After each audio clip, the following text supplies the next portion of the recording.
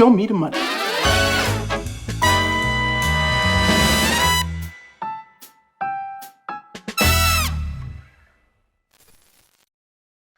Bom, o episódio de hoje tem um tema que já está escancarado na capa do podcast ou do vídeo no YouTube, no nosso título. Será bancos. A gente vai fazer algo que a gente não fazia há muito tempo, que é um sector pickers. Então, a ideia aqui é falar somente do setor com quem vive de acompanhar as empresas que fazem parte, pelo menos de capital listado da Bolsa. É um setor amplo. A gente fala setor financeiro, né? Não tem só banco, tem várias outras caixinhas aqui que a gente vai passar por todas. Tem bastante polêmica para falar, poxa, é um dos principais setores da nossa bolsa, talvez um dos mais importantes do Brasil também. Mas eu não poderia deixar de fazer uma menção honrosa a uma celebridade que está aqui hoje conosco, nesse estúdio, que ao longo do tempo virou um grande amigo, um irmão, que faz parte do research da XP. E eu conheci ele porque as pessoas do research vinham até mim para falar, pô, esse cara aqui, ele ama os Stock Pickers, acompanha todos os episódios, não perde nenhum. A gente, sem querer, acabou virando amigo.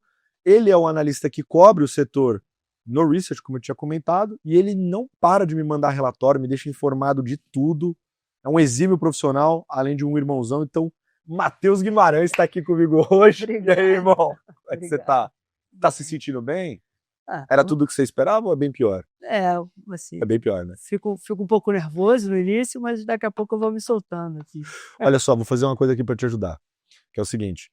Eu te falei antes do programa começar que a gente não fazia mais o Quem é Você no mercado em 30 segundos. Mas eu não poderia deixar de fazer isso com você, né? Que você acompanha dessa época, né? Pois Então, é. quem é você no mercado em 30 segundos? Pô, eu ensaiei para isso, para falar isso aqui agora, né? Não, mas bom, eu sou Matheus Guimarães, eu tô no research da XP vai fazer 3 anos. Sou marido da Carol, pai do Joaquim. E antes de passar aqui pro lado do sell side, eu tive no buy side e no RI. Então, eu trabalhei na asset do Banco do Brasil, que é um dos temas que a gente vai abordar hoje. E antes disso, trabalhei em relações com investidores de algumas empresas de estados aqui no Brasil, caso da Oi, da Sul América. Então, acho que esse é o resumo aí, 30 E é bom que segundos. você esteve em vários lados da mesa e isso aí deve te ajudar no dia a dia, né? A conversar com a turma.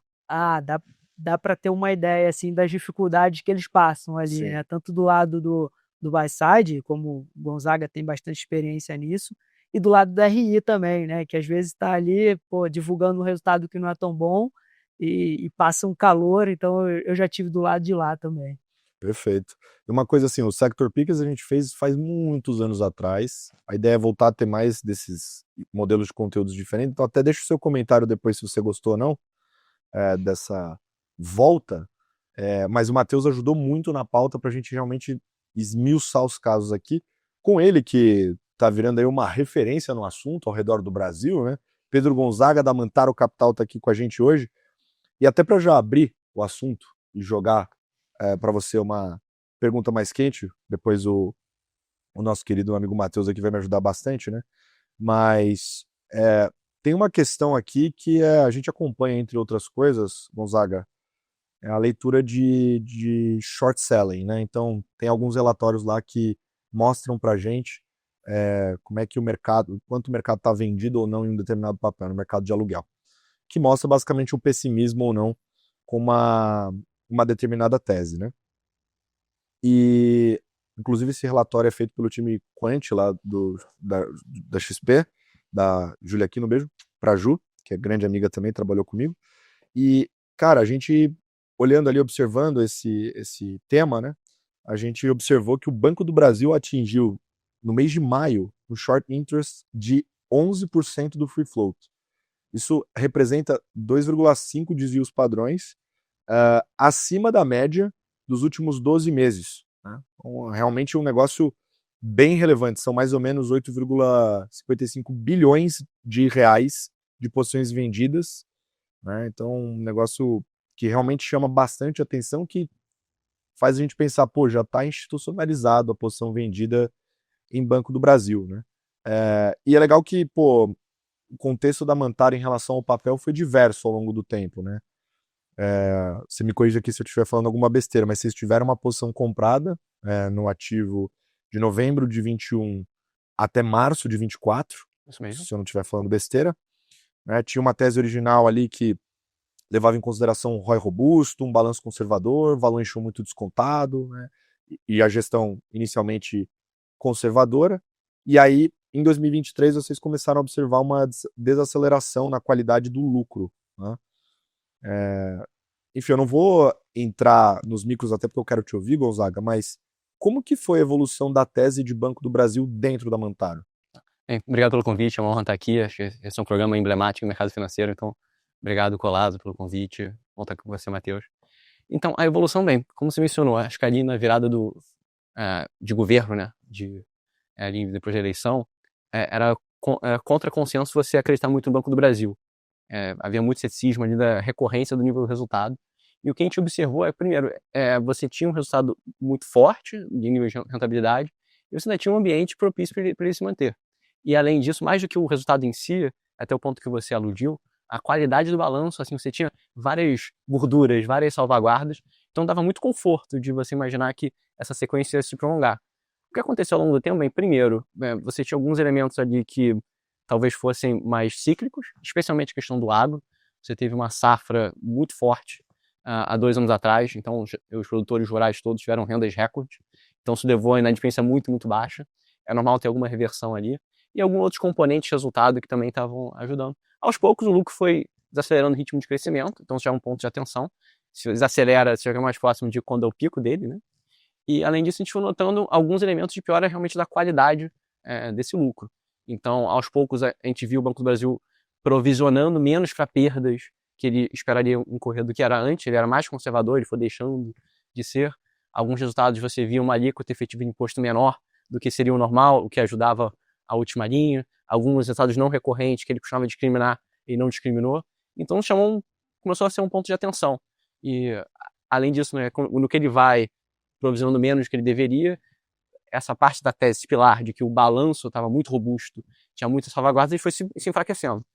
Então foi de um ponto que a gente era muito construtivo para a gente ficar, a gente já não acha que tem a simetria de estar comprado em Banco do Brasil é tão bom, então a gente investiu aí, como você mencionou, no início do ano passado.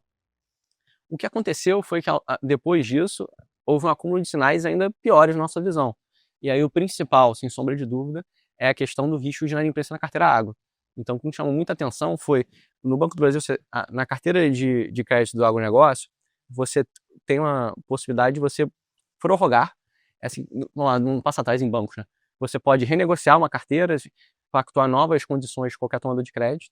No caso específico do agro, você pode prorrogar mediante alguma autorização de portaria do setor público e com o tomador de crédito fazendo algum tipo de down payment, né, algum pagamento do principal e alongando o prazo. Então, assim, não é tão grave quanto renegociado, mas se o tomador de crédito precisou fazer isso é porque ele já não encontrava tanta facilidade de fazer honrar com os pagamentos. Então, essa carteira prorrogada do agro ela foi aumentando tri a tri. Todos os trimestres a gente foi acompanhando. E o que nos chamou a atenção é que não só a magnitude dela foi crescendo, mas a proporção dela para a carteira total também num nível inédito do histórico, pelo menos 15 anos que a gente olhou e que é fácil de buscar pelos números que o Banco do Brasil divulga, até o ponto que, aí, até indo para o último resultado, ela atingiu quase 15% da carteira total foi prorrogada, o que dá um sinal de alerta por alguns motivos. Primeiro, então, para 15% de uma carteira que você normalmente espera que 2% seja inadimplente, esses 15% revelam que não estão em condições tão tranquilas de honrar seus compromissos. Então, qualquer migração disso para inadimplência é muito arriscado. Além disso, o que a gente vai ter é que não só isso pode acontecer, como você está concentrando muito risco agora no final dessa safra, porque boa parte desses pagamentos são o que a gente chama de bullet. Então, você paga o principal e juros só no final da safra, ou vai pagando os juros e paga só o principal no final. Então, você tem muito risco atrelado agora esse final de safra, no nível recorde, que, como eu falei, 15%. E da última vez em que o Banco do Brasil reduziu essa carteira prorrogada, o natural disso, você deixa de dar essa flexibilidade para o seu tomador de crédito, ele tem mais chances de não honrar com o crédito em si. Então você tem um repique de inadimplência. E agora, qual a situação? Você tem o Banco do Brasil quase no mesmo pico de alguns anos atrás, sem ainda nem ter começado a cair essa carteira. Então isso foi um acúmulo, né? Como eu falei, eu acelerei para agora. Então isso chama muita atenção, né? Porque você tem, sei quando houver essa normalização, quando você tiver a notícia dos próximos meses, tipo, abril, maio, junho, segundo trimestre, quando tem o encerramento da safra, a gente vai descobrir o tamanho do que pode ser essa inadimplência dessa enorme carteira prorrogada. Então, esse é um elemento. O outro, você teve ali em 23, muito do resultado do Banco do Brasil foi do Banco da Patagônia, na Argentina, que por uma questão hiperinflacionária inflou o resultado dele no banco em si. E além disso, um outro componente, você tem ali o Banco do Brasil nos últimos anos tem conseguido reconhecer resultados de superávit da Previ, né, o Fundo de Previdência dos Funcionários do Banco do Brasil, de forma consistente tri a tri, o que nem sempre foi verdade. Em particular agora no ambiente de queda, se houver realmente queda de juros, torcemos por isso, a tendência disso é que o valor presente das obrigações aumente, né? Você usa uma taxa de desconto menor com juros em queda e o valor presente das obrigações desse fundo de pensão vai aumentar. Então deveria reduzir o superávit, então, menos um vetor também de resultado positivo para o Brasil. Então, foi uma longa resposta, mas então teve um acúmulo de pioras em cada um dos elementos do resultado e, em particular, eu acho que aí pegando o seu ponto do relatório de short selling, eu acho que a epifania para o setor, para a comunidade de analistas, foi esse primeiro tri, porque ele revelou duas coisas. Primeiro que, mais uma vez, o Banco do Brasil surpreendeu com provisão e dessa vez teve uma queda relevante de lucro, o que desancora expectativas. Eles sempre ancoraram havia um guidance de lucro, então eles ancoravam em lucro para onde crescer um pouco esse ano. E não só o que foi entregue, mas os sinais do resultado não foram muito animadores para frente. Seja o que a gente viu de carteira prorrogada, do que precisa ser provisionado, dos outros elementos que eu mencionei, até os comentários da diretoria na teleconferência de resultados. Você tinha eles revelando que a inadimplência já atingiu 4%, foi 3% em março, quase mais 1% em abril, que é bastante, e a gente nem viu o que aconteceu em maio e junho. Então, um cenário que, desde que a gente desinvestiu, houve um acúmulo de sinais negativos, o que levou a gente hoje também a ter uma visão mais cética com relação ao Banco do Brasil. Depois até, Matheus, eu quero que você entre no detalhe da resolução 4966, que eu acho que tem pano para manga aqui, mas antes, só para consolidar essa ideia, de tudo que você falou, me parece que um ponto bem relevante dessa história é essa carteira agroprorrogada. E da forma que você narrou, tá me parecendo uma bomba relógio. É mais ou menos isso para o Banco do Brasil? O bomba relógio talvez seja um pouco forte. Assim, acho que não dá para descartar esse cenário, colocando de outra maneira. Então, porque, como eu mencionei, se é uma carteira que você tipicamente espera até 2 tons de inadimplência, tá. Já está em 3, e você tem 15 tons dela prorrogada, de novo, não é que tudo isso vai se converter em inadimplência. Assim, você prorrogou com a expectativa de receber de volta o empréstimo, né? Mas você gera uma dúvida. Se uma parcela disso virar realmente inadimplência, algo muito pouco provisionado no banco. Em particular, assim, o banco está, acho que o índice que a gente acompanha muito em bancos é o índice de cobertura. É o quanto você tem de provisão para o seu saldo em atraso depois de 90 dias. E o Banco do Brasil tem mais ou menos hoje, acho que é 150% no caso do agro. Então, para cada R$100 em atraso depois de 90 dias, ele tem 150 de provisão. Isso parece alguma gordura, mas de novo, você está ainda no aumento dessa inadimplência acontecendo no agro. E se você tiver esse arrasto da prorrogada, aí assim, acho que a simetria, como a gente gosta de usar o jargão de mercado, é de deterioração ainda maior, talvez mais do que seja esperado, e talvez você tenha um valor ainda bem relevante a vir. Eu não apostaria nisso, e no passado o Banco do Brasil conseguiu acomodar isso de uma maneira mais tranquila, mas causa preocupação que eu mencionei, é um nível inédito, você tem 15% da carteira. No outro pico de alguns anos atrás foi menos de 10%, agora não me recordo do número, acho que foi 7%, talvez eu possa até depois recuperar. Então causa atenção, não afirmo que é uma bomba relógio, mas gera uma dúvida, uma preocupação. Lendo a carta de vocês, me deu a impressão, acabou de sair, inclusive, né? Deu uma impressão para mim de que vocês estavam com uma visão mais pessimista pro ativo, né? Então acho que talvez dos dois lados da mesa aqui, né? Talvez vocês estejam num lado que encara com cautela e talvez entendendo que o banco vai ter realmente um grande desafio, uma dificuldade para lidar com essa situação. Aí a minha segunda pergunta, que eu acho que é o que mais importa para o buy side, né? Que é o trabalho que você executa lá na Mantaro, isso tá no preço já? Ou seja, esse cenário mais difícil para o Banco do Brasil, você acha que já foi para os preços?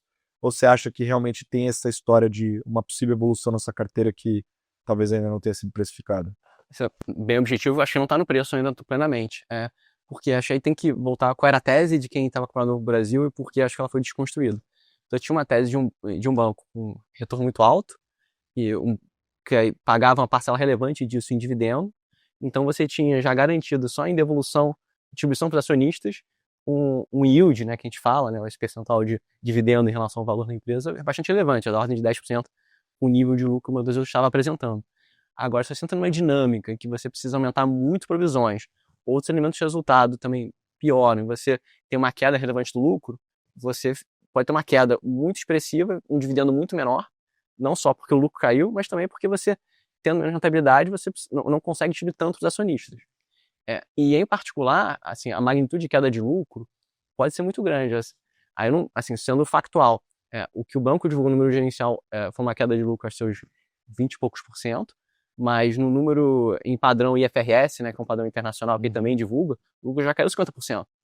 Então, esse é o tipo de provocação. Ao longo do tempo, o padrão contábil no qual você divulga as suas demonstrações financeiras não deveria fazer diferença para o fundamento do negócio. Esses números têm que convergir ao longo do tempo. Então, acho que tem um espaço para o lucro do Banco do Brasil no curto prazo vai cair bastante. Em particular, por, assim, acho 2 motivos, né? Primeiro, que qualquer ajuste, né, em banco demora. Acho que nos casos mais benignos, você pega o problema de inadimplência que Santander e Bradesco tiveram, eles passaram pelo menos seus 2 anos, talvez, até recuperar. Ainda estão numa trajetória de melhora de rentabilidade, mas demora. E, além disso, no caso de uma carteira como a Agro do Banco do Brasil, você tem é muito dilatado o momento em que você verifica a adimplência do seu tomador de crédito, porque depende da safra. Então, ele talvez tenha que prorrogar ou não alguns clientes, esperar daqui a um ano que vem, e talvez a outra safra e a outra. Então, pode ser um problema de se arrastar por alguns anos, especificamente no agro, que não se resolve tão rápido. Então, essa é a nossa opinião, que você tem, não diria que é uma bomba relógio, mas tem risco de ser ainda pior do que as pessoas esperam.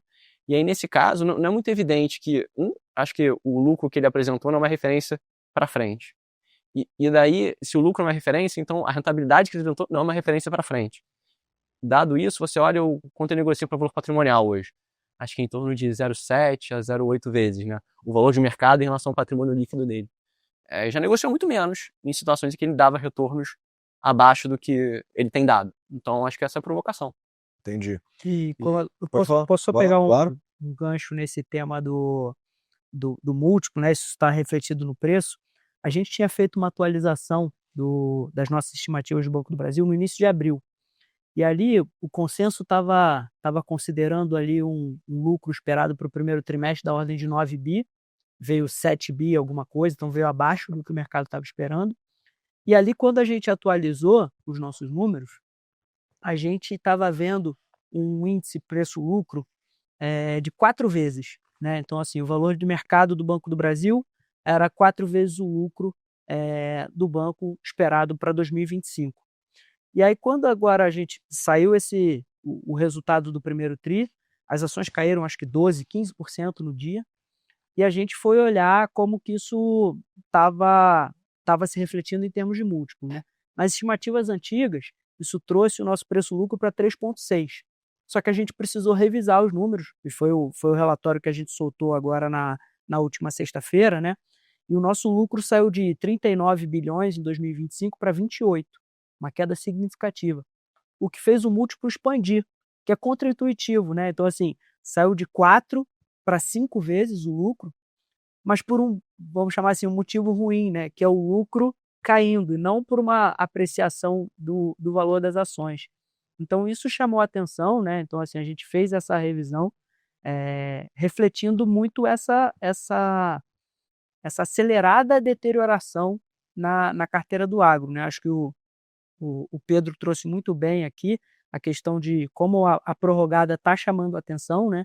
Acho que no primeiro tri já atingiu acho, 50 bilhões de reais, uma carteira de 350, e dos quais acho que o banco tem provisionado em 7 bi só, dos quais acho que 2 ou 3 bi já estão com mais de 90 dias de atraso. Então, ou seja, qualquer piora adicional nisso aí, e acho que o segundo tri vai ser determinante nesse ponto, né? Tem muito vencimento das operações que tinham o vencimento previsto para o final da safra, ocorrendo agora, abril, maio e junho. Então, acho que isso vai ser determinante para a gente ver para onde vai, talvez no final do segundo tri ainda possa ter mais alguma revisão aí, né? E o consenso ainda está com lucro entre 33, 35, ou seja, a nossa visão ainda tem revisão de lucro para baixo no consenso de mercado. E tem uma curiosidade nisso, a sequência de revisões de expectativa de provisão que o Banco do Brasil teve. Então, ao longo do ano passado, ele revisou o guidance acho que pelo menos umas 3 vezes, de quanto ele esperava ter de provisão. Ele divulgou assim, a estimativa, a guidance dele para 25 há 2 meses atrás, porque essa janela entre temporada de resultados é muito curta, e já suspendeu. Então, assim, não foi súbito, foi devagar e de repente muito grande, né? Assim, tamanha surpresa no agro que a própria diretoria tem surpreendido sequencialmente. Matheus, você acha que vale a pena entrar na resolução? Não, acho que é importante, acho que foi uma mudança importante agora, que está afetando o balanço de todas as instituições financeiras. Acho que no caso do Banco do Brasil, isso agrava um pouco, por essa característica que o Gonzaga trouxe, né, essa questão da maioria dos empréstimos serem com o pagamento do principal no final. Então, Que é o que chama de bullet, né? exato. Mas o que é essa resolução de fato? Então, a resolução A 4966, ela incorpora o IFRS 9 nas demonstrações financeiras dos bancos.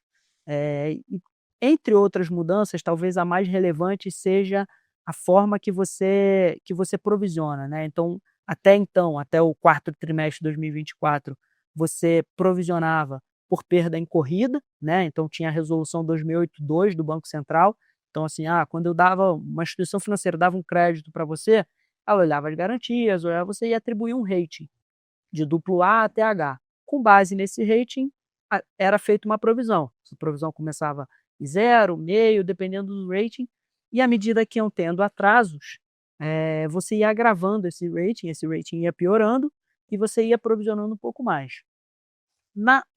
De acordo com o IFRS 9, você começa a provisionar por perda esperada. Então, assim, no caso dos bancos incumbentes, né, os bancos listados, que são bancos S1, a gente pode falar um pouco sobre essa classificação, mas eles vão ter um modelo de risco que, com base no crédito que ele está originando, ele provisiona com base na expectativa daquele ativo se tornar um ativo problemático, e é o termo que está lá na resolução. Dependendo do prazo, você classifica ele em estágios. Então, acho que isso resume um pouco por que está tão difícil para nós, analistas do setor financeiro. Eu acho que o Pedro pode falar um pouco sobre, analisar, porque os bancos eles não republicaram as demonstrações financeiras de 2024. Então, é praticamente como se tivesse zerado a pedra e agora é de 2025 para frente. E a gente está lidando com essas mudanças agora, né, Pedro? Acho que esse é um dos, assim, primeiro, acho que a maior mudança contábil que eu vi na minha carreira até hoje, assim, o que mais mudou os números de qualquer setor que eu analiso. E tem alguns aspectos. Primeiro tem esse que você mencionou, que você não tem um histórico, então como analista, o que você quer ver? Você quer comparar históricos, métricas ao longo do tempo para entender a dinâmica. Então você não tem, a gente literalmente está comparando banana com maçã, entre os números do primeiro tri desse ano com para trás. Em alguns bancos isso é mais grave do que em outros, mas tem esse detalhe. E é o que eu acho bem relevante, essa mudança de perda incorrida a perda esperada. Assim, esperado é algo, é uma expectativa, então é subjetivo. E, assim, na teoria, se todos os bancos fizessem isso de uma maneira bem conservadora e equilibrada, deveria ser até mais prudente e até ficar bem comparável entre eles. Mas na prática, você depende da subjetividade de diretorias diferentes. Então, o que antes eram critérios objetivos de atraso, de qualidade de carteira, que era atraso de 15 a 90 dias, atraso acima de 90 dias, 30 dias, 60 dias, carteira renegociada. Agora você está falando de estágios 1, 2 e 3, e que aí no estágio 1 e 2 você pode ter atraso, estágio 1 até 30 dias, no máximo de atraso, estágio 2 acima disso, ou alguma gravação de risco que você percebeu, de novo subjetivo, estágio 3 acima de 90 dias, ou de novo, algum sinal que ficou muito agravado. Então, vários fatores subjetivos. Então, comparar isso ficou mais difícil. Acho que nem analistas, nem o próprio setor já chegou num consenso de quais são as métricas agora que a gente deveria considerar na análise de qualidade de carteira. Agora vira uma discussão de, em vez de só atraso, migração de estágio 1 para 2, 2 para 3, 1 para 3. E aí um outro fator, quando você cura, quando um ativo problemático, um ativo uma dificuldade, dá sinais de melhora e você reverte para um estágio de menor provisão. Vai do 3 para 1. Outro fator, qual o critério de cura de cada banco? Não sabemos ainda. Então, isso foi como analista, eu estava bastante apreensivo para analisar essa temporada, um pouco por isso. Qual é a primeira foto disso? A gente já viu, só que a gente precisa ver um filme dessa demonstração para perceber e analisar ao longo do tempo. E eu, quando eles ficam um pouco frustrado, eu confesso que às vezes eu não entendo algumas mudanças contábeis que acontecem. Aconteceu algo parecido no setor de seguros, acho que foi a adoção da IFRS 17, que é um padrão contábil que também tornou mais subjetivo as demonstrações financeiras de seguradoras. E, de novo, você já tinha um costume de analisar de uma maneira e dificultou ainda mais agora. E, no caso, aí fazendo gancho para o que a gente está vendo agora, no Banco do Brasil, isso pode ter sido um catalisador. Porque na 4966, assim, pela essa resolução, você não pode reconhecer receita assim, mês a mês de algum ativo em atraso. Você só pode reconhecer em regime caixa. Um ativo em estágio 3 ou um ativo em carteira prorrogada, que é o caso do Banco do Brasil. Então isso teve um impacto relevante no primeiro tri, porque ele não deixou de reconhecer a receita que ele esperaria dessa carteira prorrogada. Então o que seria a margem financeira do banco, né, a receita dele com essa carteira, caiu muito. Então foi uma surpresa também no trimestre. Então esse foi um elemento de como já essa novidade para a gente, a 4966, causou surpresas nos resultados, mas acho que isso é algo por vir. Eu acho que como analista, investidor, todos temos que ficar mais atentos, que no futuro, será que alguma instituição financeira vai usar dessa subjetividade contra a gente, né, de alguma forma? Então é algo que a gente tem que estar sempre atento. Não acredito que nada está acontecendo hoje, tá? É tudo muito novo para todo mundo. Mas acho que é um alerta para os próximos 5, 10 anos. Claro, acho que, enfim, subjetividade torna difícil, né? E eu acho que às vezes tem um pouco, a gente abre espaço para um pouco de contabilidade criativa também nessas situações, né? Então, você não ter as regras bem definidas ali, claras para você, com essa base de comparação, vai atrapalhar a vida do analista. Mas acho que tem um outro tema até, enfim, acho que a gente pode tentar entender até como é que essa resolução vai afetando, mas tem um caso interessante de ser comentado também, que é o Bradesco, né? O Bradesco está passando por uma situação um pouco diferente aqui, aí é um case de turnaround, né? Eu não sei como é que você acompanhou o papel ao longo do tempo, Matheus, mas se você quiser até contar um pouquinho desse caso, de como é que foi essa virada do banco para o outro lado. Não, bacana. Acho que é isso, né? A gente acompanha o Bradesco há menos tempo que o Pedro, né? Mas eu comecei a olhar justamente no momento onde a inadimplência afetou mais os resultados do banco, né? Então, assim, acho que o banco... Que foi antes da virada. Isso. Tá. Então, assim, a gente está falando ali dos bancos que vieram ali de um cenário de pandemia, onde tinha muito auxílio e talvez uma inadimplência artificialmente baixa, e os bancos aceleraram na originação de crédito. Isso acabou se tornando uma inadimplência maior, como o Pedro citou, né? Acho que assim, isso levou um tempo para o banco corrigir o rumo e ir limpando isso, né? Assim, o nível de provisão que saiu ali de 20 e poucos, 30 bi, bateu em 2023 quase 40 bi.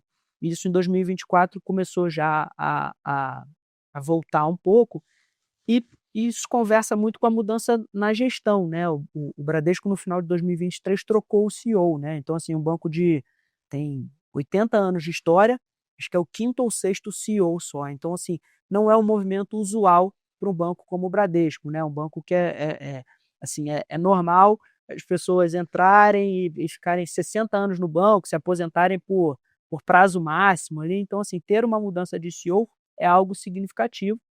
E acho que o Noronha, que é o CEO novo, ele está tocando essa reestruturação do banco e acho que ele tem carta branca para mudar muita coisa lá, assim, né? Então acho que isso tem chamado a atenção.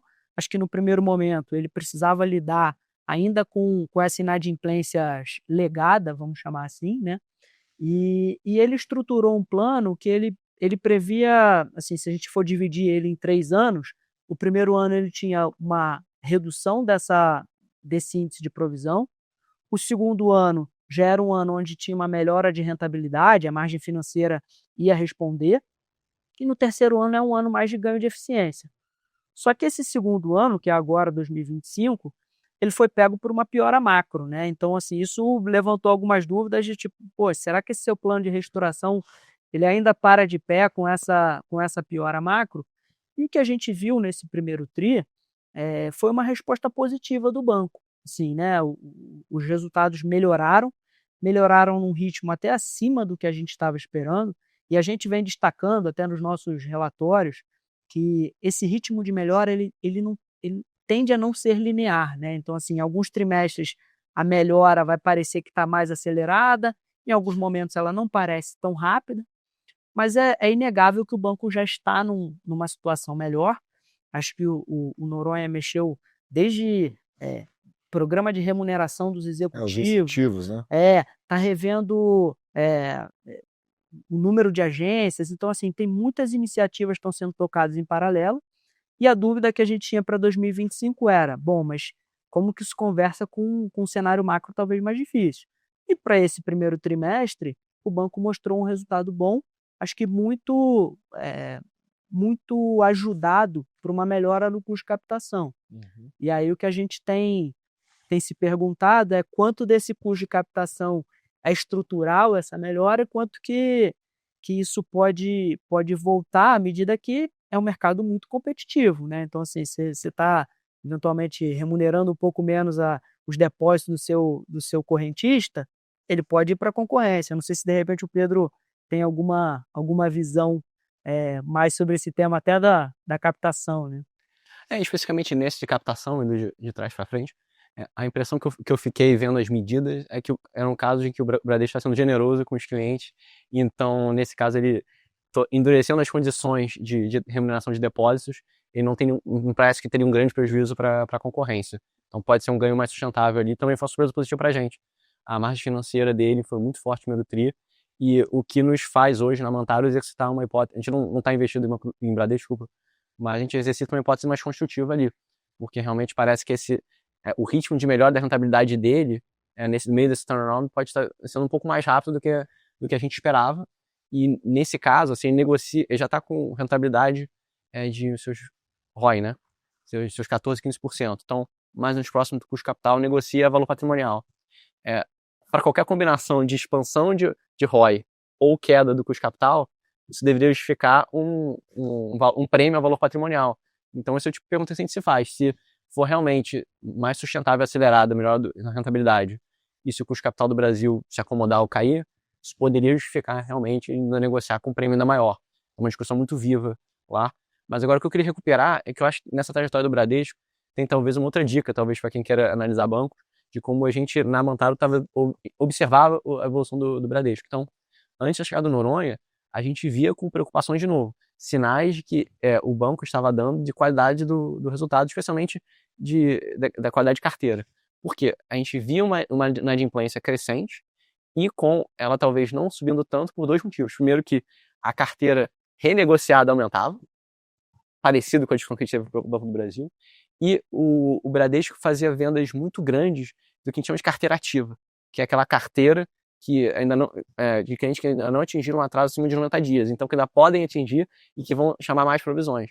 Então, quando a gente ajustava os nossos números, o que deveria ser a experiência real do Bradesco alguns anos atrás, era um sinal pior do que vinha mostrando. A gente falou, bem, isso uma hora vai ter que ser corrigido.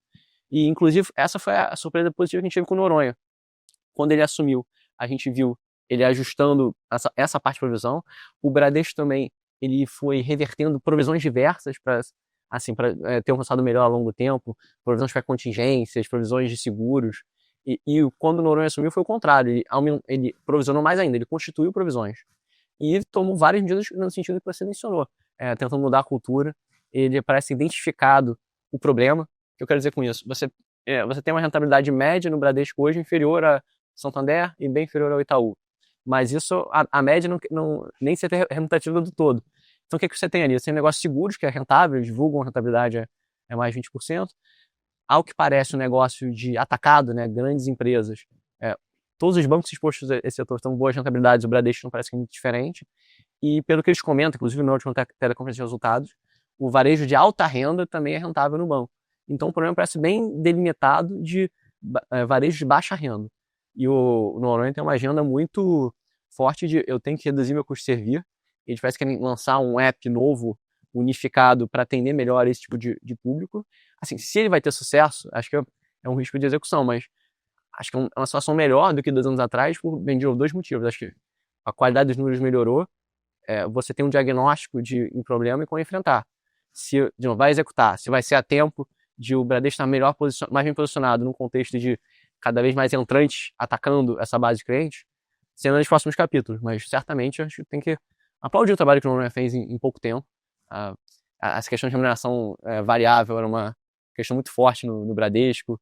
Ele bem, fechou o capital da Cielo, que a gente vê como estrategicamente faz muito sentido. Por sinal, a gente estava na outra ponta, a gente achou que eles compraram barato, então é bom para ele como alocação de capital, mas como qualquer potencial acionista do Bradesco tem que ver com bons olhos o que ele tem feito até agora. Tem alguns outros debates aqui que eu acho que seria interessante comentar. Tem um tema, né, que está super quente agora, que é o aproveitamento dos créditos tributários, né? A Lei 14.467. E aí eu queria te perguntar especificamente sobre esse tema, assim, qual que é o risco real em cima dos créditos tributários? Olha, o principal, dando um passo atrás, assim, quanto mais créditos tributários você tem no seu balanço, pior é a qualidade do seu patrimônio líquido no final das contas. Perfeito. Então, assim, não é tão tangível o que você tem ali. E à medida que você vai reconhecendo isso, vamos lá, para você medir a alavancagem de qualquer banco, você considera o índice de capital dele. Índice de capital vai ser a proporção de um capital dos acionistas em relação ao total de ativos que ele tem do banco, esse índice de alavancagem. Mas quando ele é medido no que é um patrimônio de fato tangível, dinheiro mesmo, colocamos assim, que está ali no banco. Se você reconhecer muitos créditos, você rapidamente abate do que é o patrimônio líquido para chegar nesse patrimônio líquido, digamos, tangível dele. Então, reconhecendo muito rápido esses créditos, você muito rapidamente chega, você reduz muito rápido de patrimônio total para um tangível muito menor. Então, você piora o índice de alavancagem dos bancos, o índice de capital deles. Então, esse é o grande problema. Então, você dando tempo para os bancos reconhecerem aos poucos os créditos tributários, você permite que isso seja acomodado com a geração de caixa que eles vão ter ao longo do tempo e não sendo uma grande perda em cima do índice de capital. Perfeito. E tem um outro tema também, que é o tamanho da seguradora do banco, né? Que hoje representa, sei lá, 50% do resultado. Tô falando alguma besteira? 50% do resultado. Historicamente era 30%, né? Então, cresceu bastante. Sobre esse tema, como é que vocês acompanham isso? Assim, alguma reestruturação ou isso na linha do tempo se acomoda à medida que talvez o plano do Noronha funcione e o banco comece a ganhar mais tração na direção do turnaround? Assim, a seguradora deveria ser diluída com o tempo com a melhor rentabilidade do negócio bancário em si. Esse é o plano de voo. Acho que tem um risco de execução que a gente já mencionou. Agora, não veria nenhum motivo para imaginar que ela perde a representatividade por um motivo ruim, né? Não tem nenhum motivo muito forte para imaginar que a seguradora hoje está com excesso de rentabilidade e deveria ter um grande ajuste. Acho que isso não seria o caso. Agora, se o Noronha executar bem feito o turnaround da baixa renda, ela deveria ser diluída sim, mas esse é o pulo do gato, a ver. Mas de resto, a gente tem uma opinião muito boa no geral da seguradora do Bradesco. Assim, são bem posicionadas em várias linhas, em saúde, assim, acho, o maior plano em termos de negócio mesmo. Você tem bem posicionado até em plano dental, você tem a Odontoprev, que é listado, seguro alto, ela vai muito bem, capitalização, então são vários negócios muito rentáveis ali dentro, vida. Você vê, historicamente, é um negócio bem, bem consistente. Então, assim, eu acho que inclusive, volta e meia discutido especulado se o Bradesco não vai seguir o caminho de, por exemplo, Banco do Brasil ou Caixa, que listaram seus negócios seguros. Fala-se que isso poderia ser uma forma de travar valor. Hoje, pelos múltiplos das seguradoras listadas em bolsa, é bem evidente isso. Se a Bradesco Seguros fosse listada com um múltiplo de uma Porto Seguro, de uma Caixa de Seguridade, ou a média dela com Vivi Seguridade, é mais do que o Bradesco negocia hoje. Então, talvez num equilíbrio pior, se o turnaround não for bem executado, essa pode ser uma alternativa de destravar valor para acionista do Bradesco a longo prazo. E acho que nesse ponto, acho que é bem por aí, né? Assim, em 2013, o Banco do Brasil fez essa listagem da BB Seguridade. Isso criou, na época, acho que foi, sei lá, 40, 50 bilhões a mais de valor de mercado para o banco. Então, tem um pouco, acho que essa especulação, né? Se o Bradesco poderia seguir essa mesma linha, né? Mas até trazendo do histórico, né? Quando eu estava no Banco do Brasil, teve um dos CEOs, né, na época, o Caffarelli, que ele falava assim, pô, foi bom, destravou o valor, mas eu passo o resto da minha vida entregando 30% do meu lucro lá, que é mais ou menos o free float da operação de seguros, né? Então ele falou assim, se eu pudesse eu não teria feito, né? Na época, então é o tipo de movimento que tende a destravar um valor no curto prazo, mas cria depois cria um passivo, um outro grupo de minoritários. Então, assim, acho que é algo que precisa ser muito bem pensado. E acho que a nossa visão vai muito em linha com o que o Gonzaga falou, né? Acho que a seguradora está entregando um ROI bem alto, próximo até de níveis históricos. O que a gente vê é que eles mudaram algumas práticas de pagamento de sinistro, e não é que eles estão piorando, eles estão se equalizando às práticas de mercado. Então faz sentido acreditar que isso permaneça. E o grande diferencial ali, acho que o grande upside da tese é isso, né? Ele conseguir reestruturar, reduzir o custo de servir no baixa renda e tornar isso rentável. Ele tornando isso rentável, junta com um atacado que já é rentável, com uma seguradora que é super rentável, e faz o banco, de novo, entregar um ROI acima do custo de capital. Ô Gonzaga, turnaround é um tema que divide opinião no mercado, porque tem gente que gosta muito de explorar esse tipo de situação, né? Tem comprador e vendedor para tudo, né? Mas tem muita gente que prefere olhar de fora e esperar, talvez, a gente costuma falar às vezes no mercado de perder a primeira pernada e, né, puta, se subir aqui X%, tudo bem se eu ficar de fora e ganhar um pouco mais de conforto na tese. Até para explorar um pouco de como é que vocês leem isso na Mantaro, vocês preferem olhar de fora? Porque do jeito que você me explicou, parece que é o caso, né? Que vocês estão acompanhando, de certa forma, de fora o caso. Ou é uma coisa específica do Bradesco em si? Acho que a resposta depende, acho que cada caso é um caso. O Bradesco, em particular, a gente exercitou otimismo, inclusive, no ano passado. A gente chegou a ter posição long, eu não me lembro, teve algum resultado até que subiu bastante, a gente estava comprado. Isso foi no segundo tri. A gente estava comprado. Depois a gente nem... A gente poderia ter investido no momento mais oportuno, mas enfim, a gente acabou achando que não era tão persistente aquela melhora, então a gente saiu. E aí volta para a visão de hoje, que a gente está tentando talvez voltar a ser mais construtivo. Então, não é nada em particular com o Bradesco. A gente já esteve comprado em Bradesco, a gente está discutindo se vale a pena hoje também. Acho que cada caso de turnaround é um caso. Então, tem casos muito difíceis, outros nem tanto. No setor financeiro mesmo. Uma empresa que passa por um turnaround há muito tempo é o próprio IRB. Esse eu acho. Esse eu boto na minha pilha de too hard, que nem meus ídolos falam. Esse é too hard pile. Então prefiro não acontecer. Então depende. Tem uns casos que talvez você tendo algum tipo de insight de qualidade dos executivos, da assertividade da estratégia em curso, a gente pode fazer de forma mais precoce. Vou dar um exemplo até. A gente teve investimento de muito sucesso na Cielo, mencionei que a gente vendeu na OPA. Ali a gente até foi identificando um acúmulo de sinais de que o turnaround em curso estava funcionando, o mercado não tinha visto isso até aquele momento, e que a estratégia em curso daria ainda mais frutos. Isso é um lado da tese. A outra é que tinha um negócio muito rentável, não ligado à adquirência, que é a Catena. Você sentar sem fazer essa digressão, ali foi um caso que a gente fez essa aposta bastante oportuna, e acho que da minha carreira foi um dos meus investimentos mais um sucesso, inclusive. Então a gente já fez, não tem nenhuma aversão a isso, mas tem que entender o risco, o retorno e se meter em cada caso. Perfeito.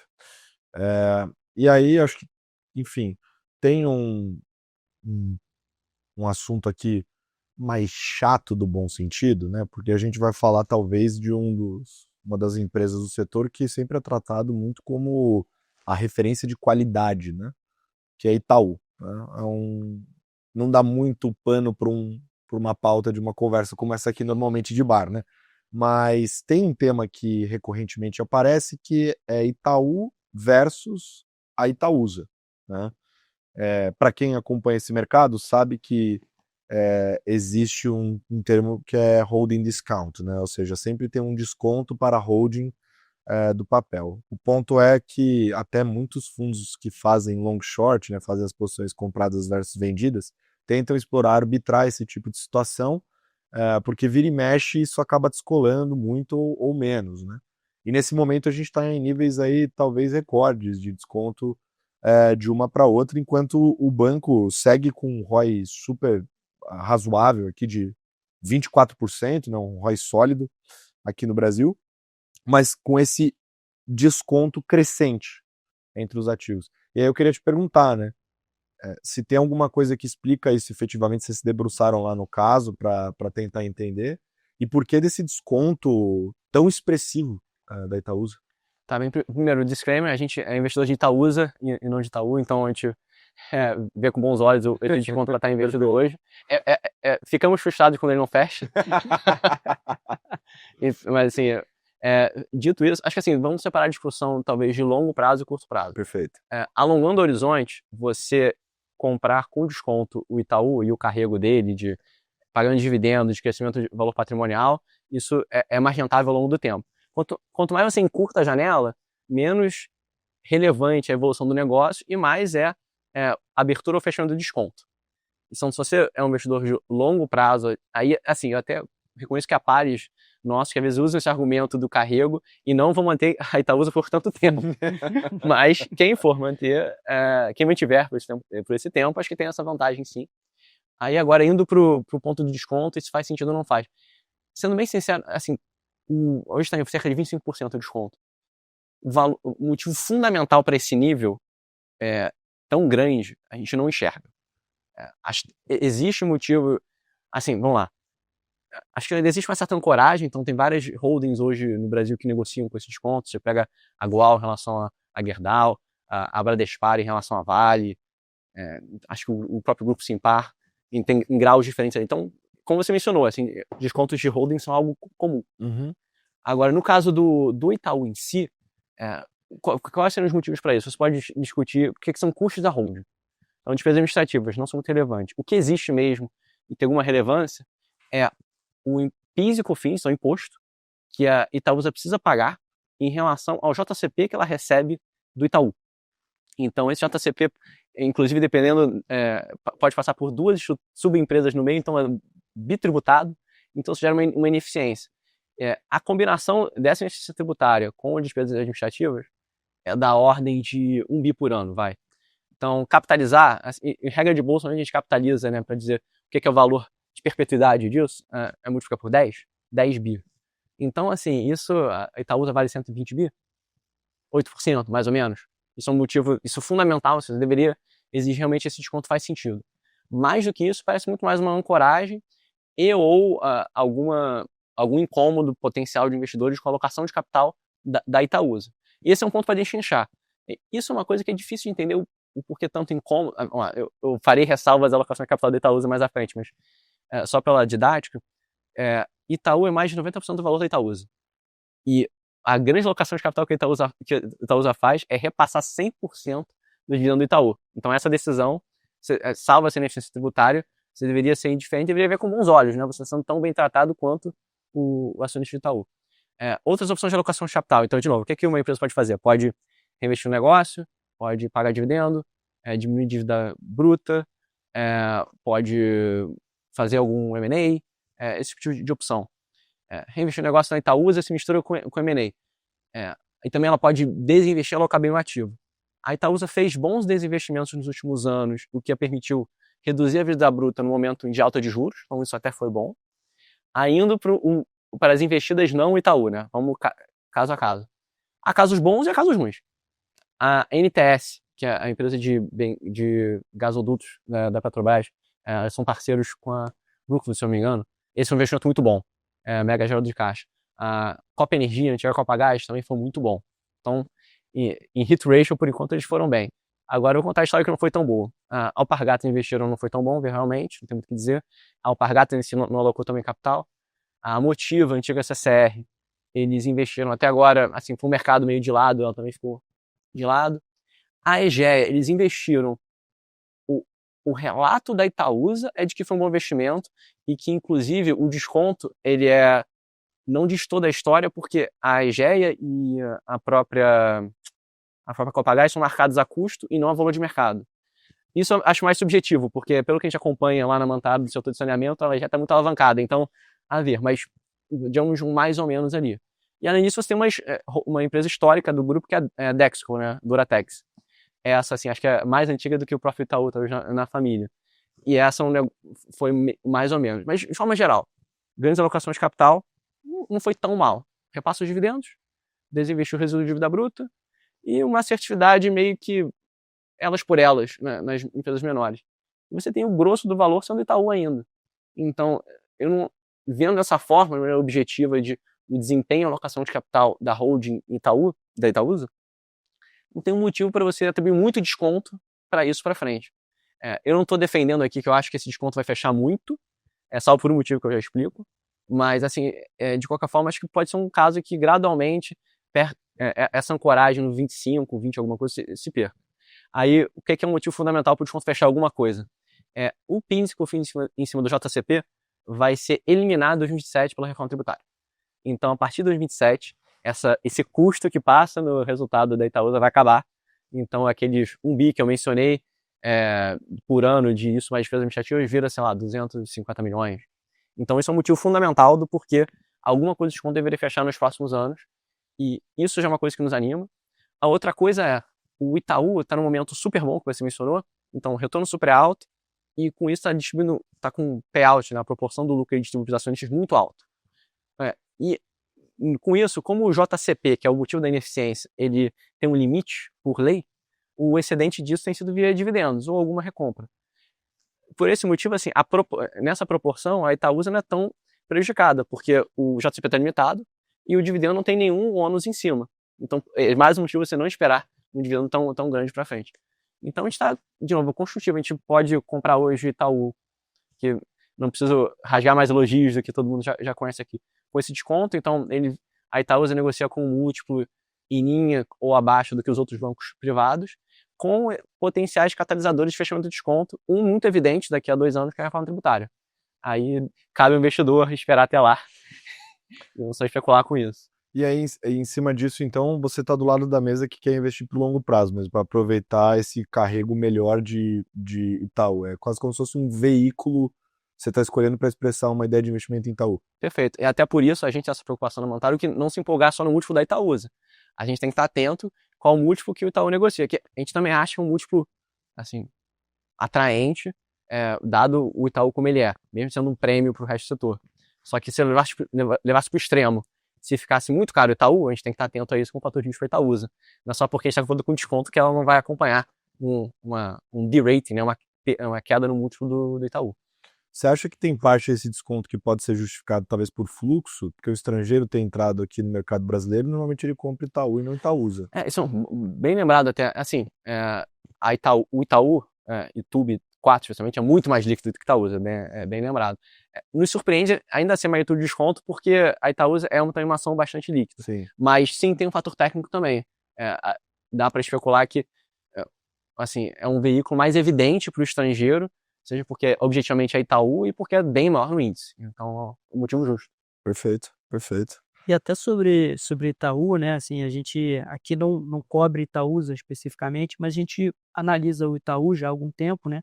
E a gente tem visto essa consistência na entrega do banco, né? Acho que o banco conseguiu passar bem pela último ciclo de crédito ali, onde houve uma piora que afetou os concorrentes. E acho que ele leu bem isso, se antecipou. E eu acho que tem um quê ali de humildade que a gente elogia no banco, que é o fato deles terem reconhecido onde eles tinham um diferencial, que é no caso do alta renda, e focado ali, tirado um pouco o pé do baixa renda. Então, acho que isso é uma vantagem. E, além disso, acho que tem uma questão de transformação, né? Acho que o banco, nos últimos, sei lá, talvez na última década, venha investindo muito, tanto na transformação digital como na transformação cultural do banco, né? Então, assim, mas ainda é um banco com 90 mil funcionários, e aí você vê hoje algumas fintechs, a gente pode falar sobre elas depois, que já tem número de clientes semelhante, mas operando com uma fração desse número de funcionários.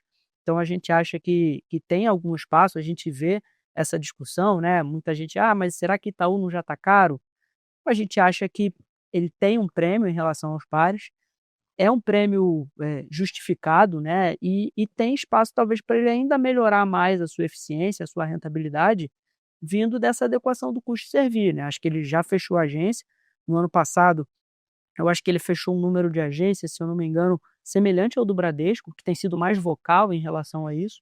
Então a gente acha que essa transformação digital ela tá em curso, acho que ela não parou ainda, e até um ponto, né, assim, acho que chega agora mês de abril, geralmente é quando a maioria das empresas faz a sua assembleia, né, e a gente foi dar uma olhada em composição de conselho, né, quando às vezes tem alguma modificação, né, e quando a gente compara o Itaú com o Bradesco, por exemplo, o tamanho do conselho ele é parecido, né, o Bradesco tem 11 membros, o Itaú tem 13, mas quando você olha a composição, acho que tem, claro, as famílias, tem, no caso do Bradesco, tem muitos executivos de carreira, mas no Itaú você já vê algumas posições, né, dessas 13, 3 já são ocupadas por executivos que vieram de algumas empresas de tecnologia, como o iFood, o 99, tem uma outra empresa de tecnologia, né, que o fundador está no conselho do Itaú.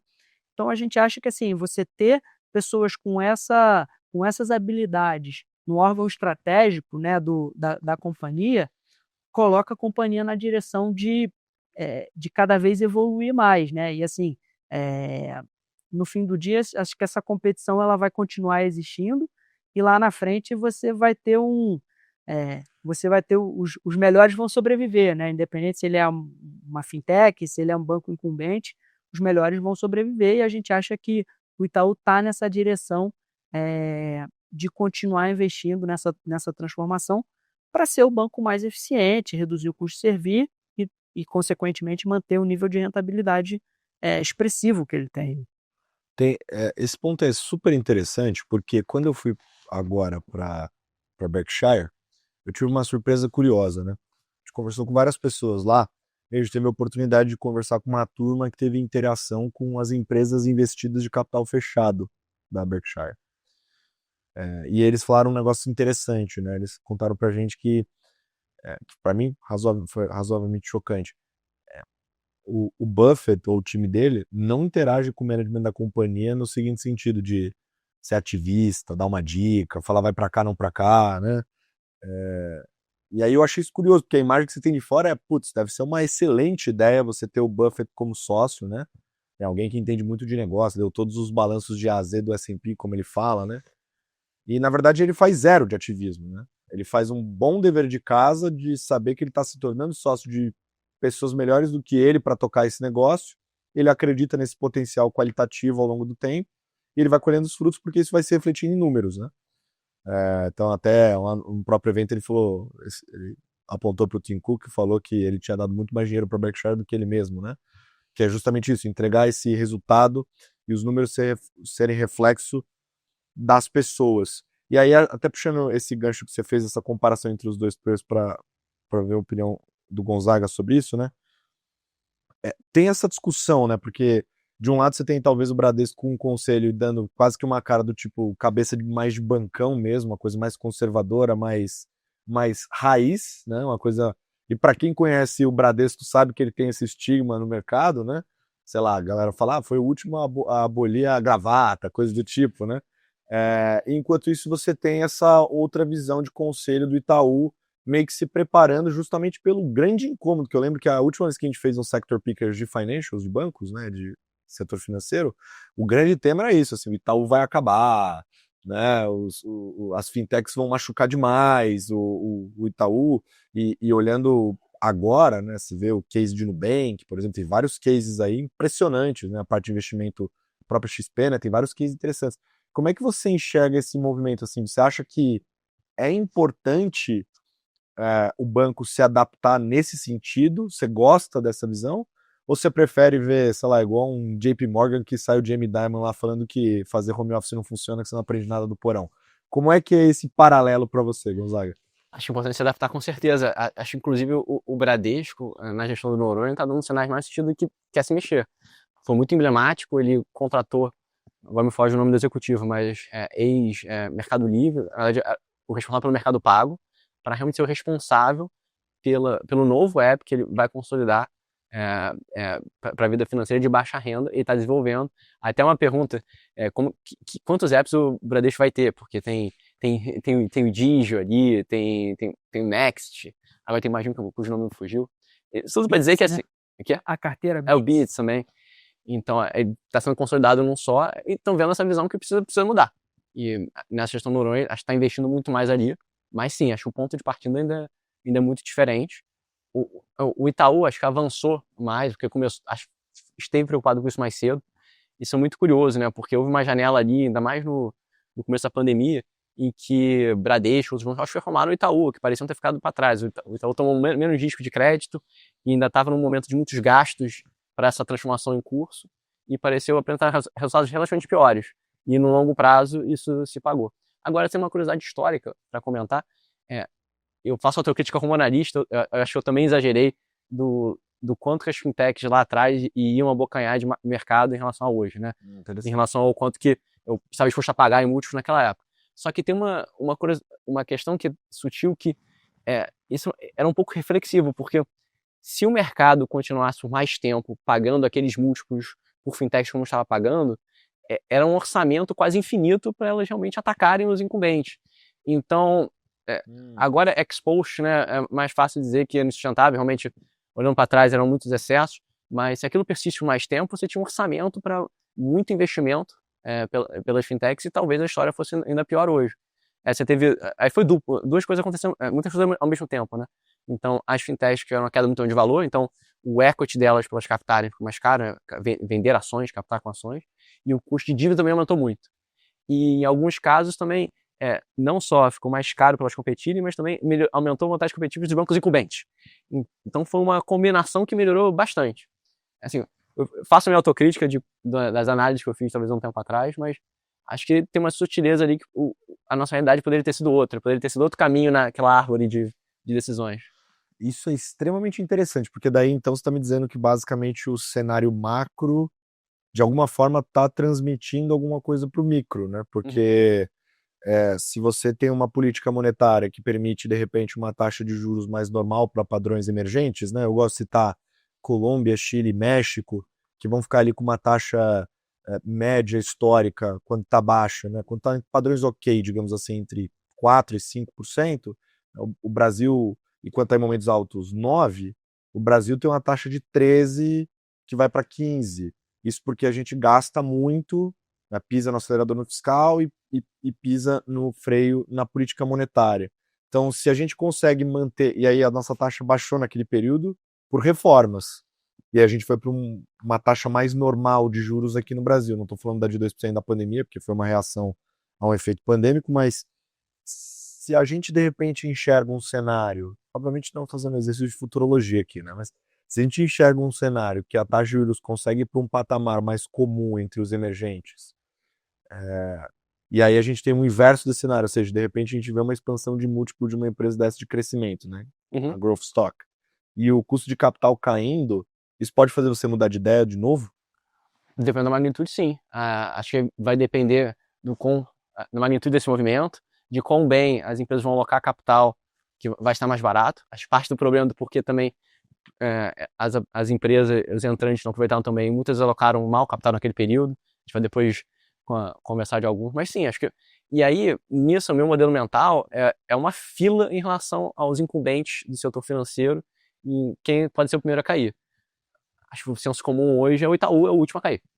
Mas você tem vários outros, mas muito mais atrasados. E aí causa preocupação. Pega uma Caixa Econômica Federal, que a gente pouco interage, dá a impressão de estar ainda mais atrasada.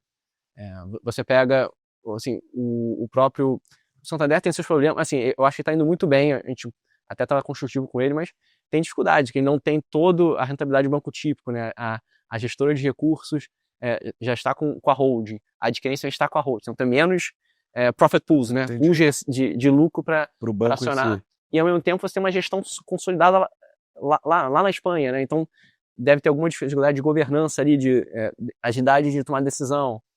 E aí vai indo. O próprio Bradesco reconheceu o problema e está correndo atrás, mas, assim, de novo, se a magnitude das mudanças fosse mais ágil, quem tivesse menos preparado ia sofrer mais.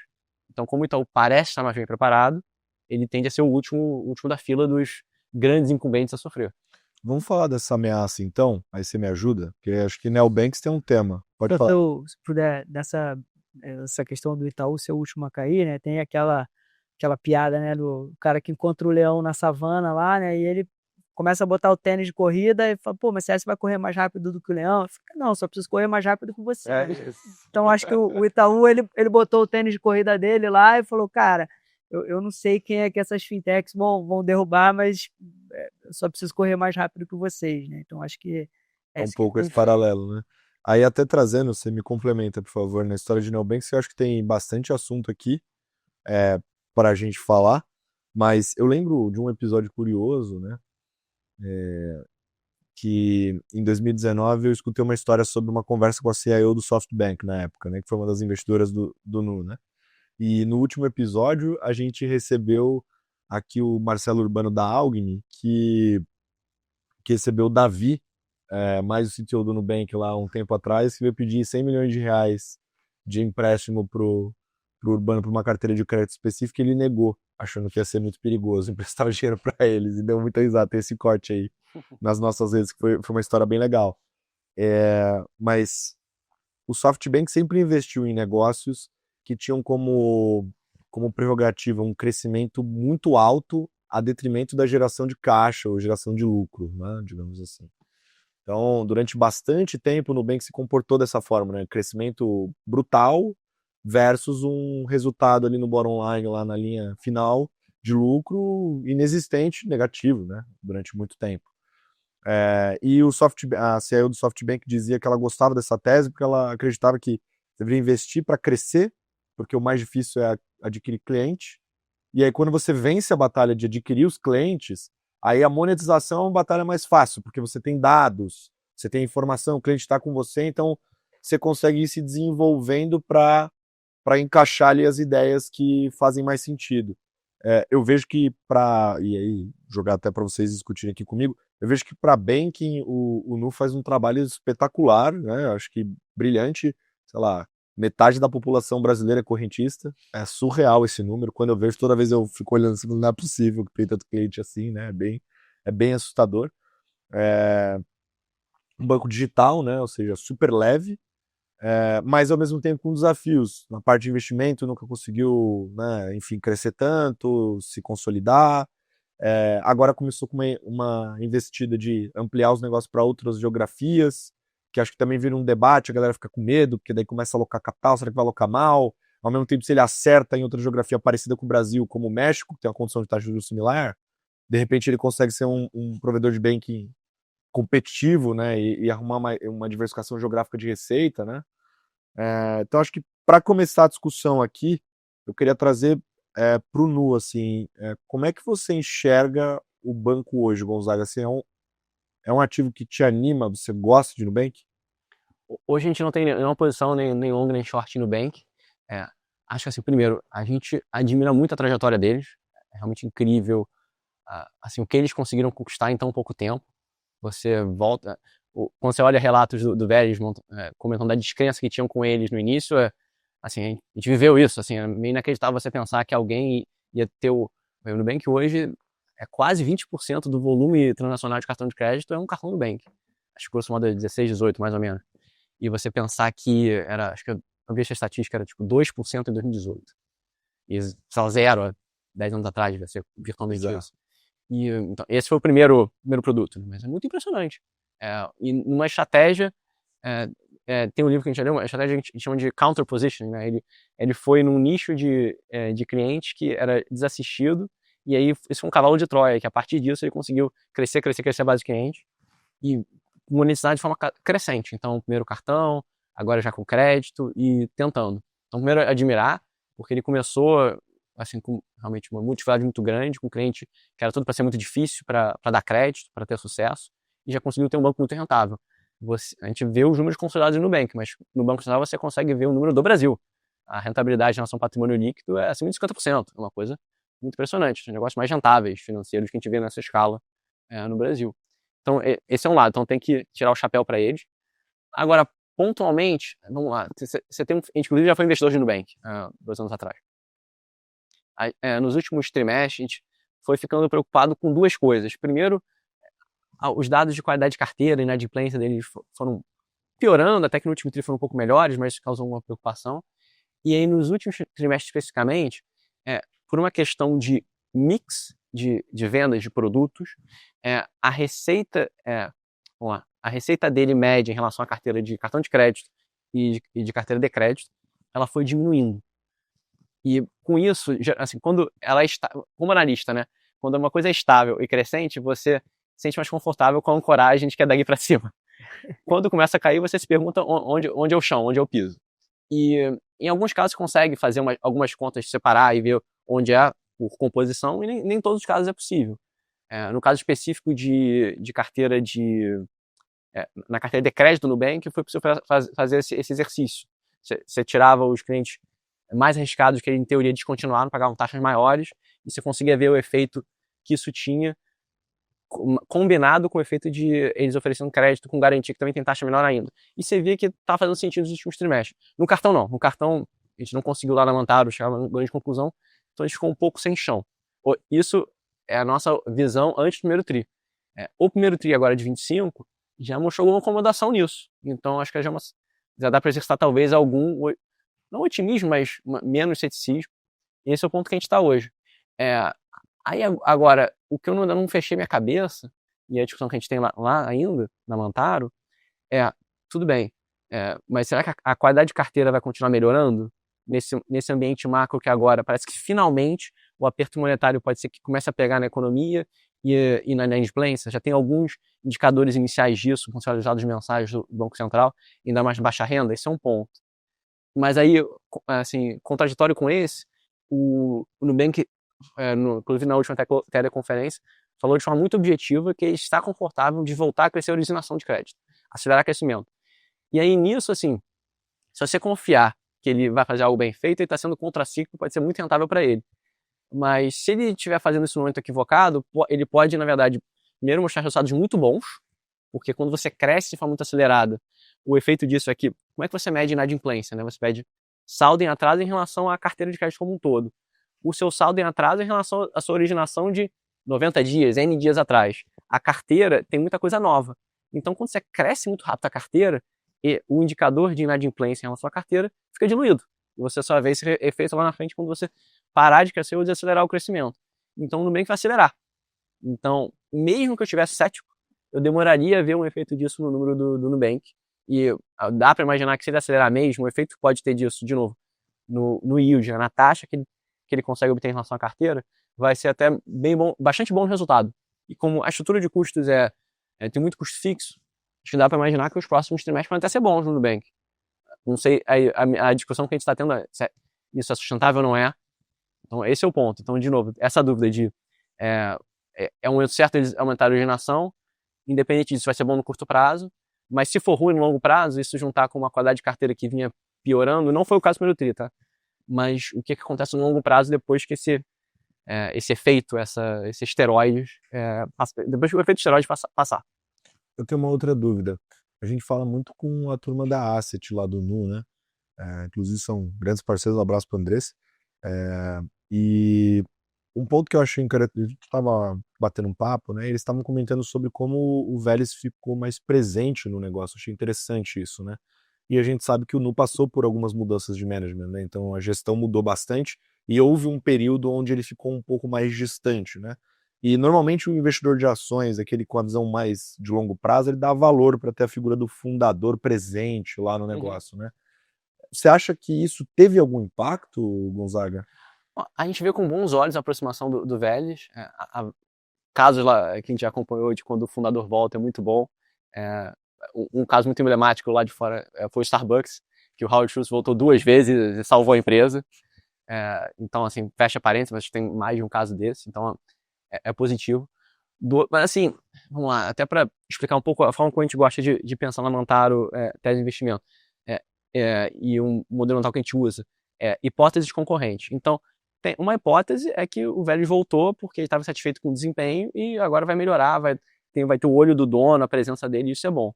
Tem uma hipótese concorrente que pode ter algum problema por vir, e em parte por isso ele tanto turnover, né, tanta mudanças na diretoria, você teve pelo menos 3 pessoas, 2 C-levels e o diretor da RI que saíram esse ano, chamam a atenção, e ele voltou por isso. E aí o nosso trabalho como analista é ao longo do tempo e vendo as evidências de cada uma das hipóteses, vendo qual é a mais forte. Hoje eu pessoalmente não tenho opinião tão forte. Acho que eu tenho colegas, pares que eu respeito muito, que são construtivos com o Nubank, já conseguiram construir esse conforto da hipótese mais positiva, otimista. Eu ainda fico mais em cima do muro. Então eu fico jogando com essas duas, vendo qual é mais forte na minha cabeça para tomar uma decisão. Perfeito. Aí, Mate, eu acho que tinha uma discussão legal em Inter, que é o Nubank, que é a questão do consignado, né? Você estava até conversando comigo antes. Acho que seria um tema legal da gente entrar agora até para fazer esse paralelo com o Nu, porque são cases bem diferentes, né? Não, é verdade. Eu acho que quando a gente pensa, por mais que eles sejam comparados, né, como dois neobanks, eu acho que a estratégia dos dois foi muito diferente ao longo dos anos, né? Assim, acho que o Nu teve conseguiu acelerar mais esse crescimento, né? Colocava muito mais clientes para dentro e conseguiu monetizar eles, acho que num ritmo mais acelerado, apesar de ter um portfólio menor, né? Então, assim, acho que o foco dele no produto ali, de oferecer um produto muito bom, eu lembro, a gente estava já cobria, e eles iam lançar o consignado público no app, né? E fala, pô, mas o que está faltando? Ele falou, não, porque a gente está desenvolvendo aqui no nosso app e está levando 8 cliques. A gente quer que leve 5. Eu falei, pô, mas lança, né? Pelo amor de Deus, né? Era uma abordagem um pouco diferente. Então, o Nu sempre foi um neobank mais eh, com mais apetite a dar crédito, e já o Inter na outra ponta, né? Então, assim, a gente até acompanha o indicador do Banco Central, que mostra ali o número de clientes com operações de crédito. Eu não lembro agora exatamente se R$ 200 ou R$ 400, mas assim, e hoje o Inter tem aproximadamente 15% só dos clientes tem operação de crédito ativa. Quando você olha o incumbente, por exemplo, o Itaú, isso já vai para 30%. Então, assim, isso mostra um pouco o que foi esse menor apetite ao crédito do Inter nos últimos anos. Então, assim, o Inter ele veio construindo uma plataforma também de serviços, né? Acho que com Intershop, com seguros, com investimentos. E nas linhas de crédito, ele sempre foi um pouco mais comedido, né? Focado ali no FGTS, na antecipação do FGTS, no home equity, né? Ou na hipoteca, né? Que seria o nome em português. E agora, né, esse ano, a gente teve aí a reformulação do consignado privado, né? Então, assim, historicamente, os grandes bancos, eles iam e faziam convênios com as grandes empresas, né? Então, sei lá, pensa numa montadora, uma empresa com muitos funcionários, e ele fazia um convênio e falava: olha, o seu funcionário agora pode tomar um crédito consignado aqui comigo, porque eu tenho a sua folha de pagamento, eu faço esse. Isso, historicamente, acabou sendo uma barreira, né? Assim, tanto para outros bancos terem essa capilaridade de fazer convênio com todas essas empresas, e do lado do tomador também, às vezes ele não queria tomar com aquela instituição, e então isso acho que restringiu um pouco o crescimento dessa linha. E o governo federal esse ano reformulou o produto, né? Está fazendo isso através do e-social, né? Então, assim, todo mundo que tem lá o cadastro no e-social, que tem uma fonte de uma folha de pagamento, né, que está empregado, passa a poder solicitar essa linha. E nos últimos meses, até de conversa que a gente tem tanto com os investidores como com as empresas, né, o Inter ele acabou sendo nomeado como um dos grandes vencedores dessa linha, e a gente acha que é uma linha que tem um potencial de fato bastante expressivo, né? É difícil mensurar exatamente. Você tem a Febraban de um lado, que diz que o potencial é de 80, 100 bi, e você conversa às vezes com um neobank e fala que o potencial desse mercado é de 300 bi, mas é alguma coisa expressiva. E o Inter, por ele não ter tanto o empréstimo pessoal como o cartão de crédito, eu acho que ele tem um risco menor de canibalização. Então ele acabou sendo colocado aí como um dos potenciais grandes vencedores desse produto. E a gente acha que faz sentido, né? Ele em alguma medida também conversa, né? Por ser uma linha com alguma garantia, né? Seja do salário, seja do saldo do FGTS, tem alguma garantia, acho que isso conversa com o apetite dele, mas tem umas questões operacionais que ainda precisam, algumas fricções operacionais na originação do produto, né? E é um produto que foi lançado no final de abril, primeiro só no aplicativo da carteira de trabalho, depois no final de maio, desculpa, no final de março no aplicativo da carteira de trabalho, no final de abril os bancos começaram a poder oferecer dentro do próprio app, e agora você está tendo a primeira cobrança em muitos casos, e aí você vai ver se todas as pontas foram amarradas, se de fato esse é um produto que vai ter um risco menor, uma inadimplência menor. Então, acho que nesse momento está todo mundo tentando entender qual o potencial disso, quem são os vencedores, e quem eventualmente pode sofrer algum tipo de canibalização por causa desse produto, né? Tem uma questão de subordinação de dívida. Então, acho que é um tema que está bastante quente no setor, né, Gonzaga? Com certeza. Acho assim, primeiro, é raro, mas esse é um caso que a gente tem que elogiar esse governo, porque essa nova modalidade do consignado privado pode travar um potencial gigante. Como você mencionou algumas estimativas, quando você conversa com neobanks, fintechs mesmo, não listadas, a empolgação é muito grande. Porque, assim, dois fatores cruciais. Você tocou na questão da barreira de entrada, então o custo de aquisição do cliente reduziu muito, que você tem isso agora centralizado, no limite. Assim, quem tem o cliente consegue oferecer no app agora, depois, já foi uma evolução, mas é uma coisa, mas você ter centralizado já reduz muito a barreira. E o outro, você tem uma garantia tão forte quanto você ter a empresa pagando no ES Social, a Caixa recebendo esse recurso e repassando para outro banco, sem depender, de novo, desses convênios bilaterais. Então, isso é muito poderoso. Você tem uma garantia mais forte e você reduz essa barreira de entrada, esse custo de aquisição de cliente. Então, isso pode travar um potencial muito grande de uma linha de crédito que pode ser, ela tem tudo para ser, muito mais barato do que um empréstimo sem garantia. Então, até tem sido criticado que a taxa é maior do que a do legado, né, que é uma carteira de 41 bi, mais ou menos, do antigo consignado privado, mas é uma questão de composição. O que acontece? Você tinha antes um mercado que era muito pequeno, que era muito incerto para o banco estar assumindo risco, então ele só ia nas principais empresas, nos melhores riscos, e a taxa era naquele patamar. Agora você está massificando. E aí a comparação não deveria ser com a taxa do legado, deveria ser a taxa do empréstimo pessoal sem garantia, do cartão de crédito que a pessoa assume. E então você ter essa oferta de crédito mais barata, acho que pode ser muito bom para o país e, voltando, ser uma forma de promover mais competição no setor. Historicamente, foi o que aconteceu ali com o consignado do INSS. Você teve bancos de nicho sendo os principais ganhadores ali nos anos 2000, depois os grandes bancos se acordaram. Se você for lembrar, inclusive, quem fazia consignado de forma muito forte ainda faz hoje a BMG. O Itaú chegou a comprar esse negócio do BMG, para você ver como ele tentou se mexer.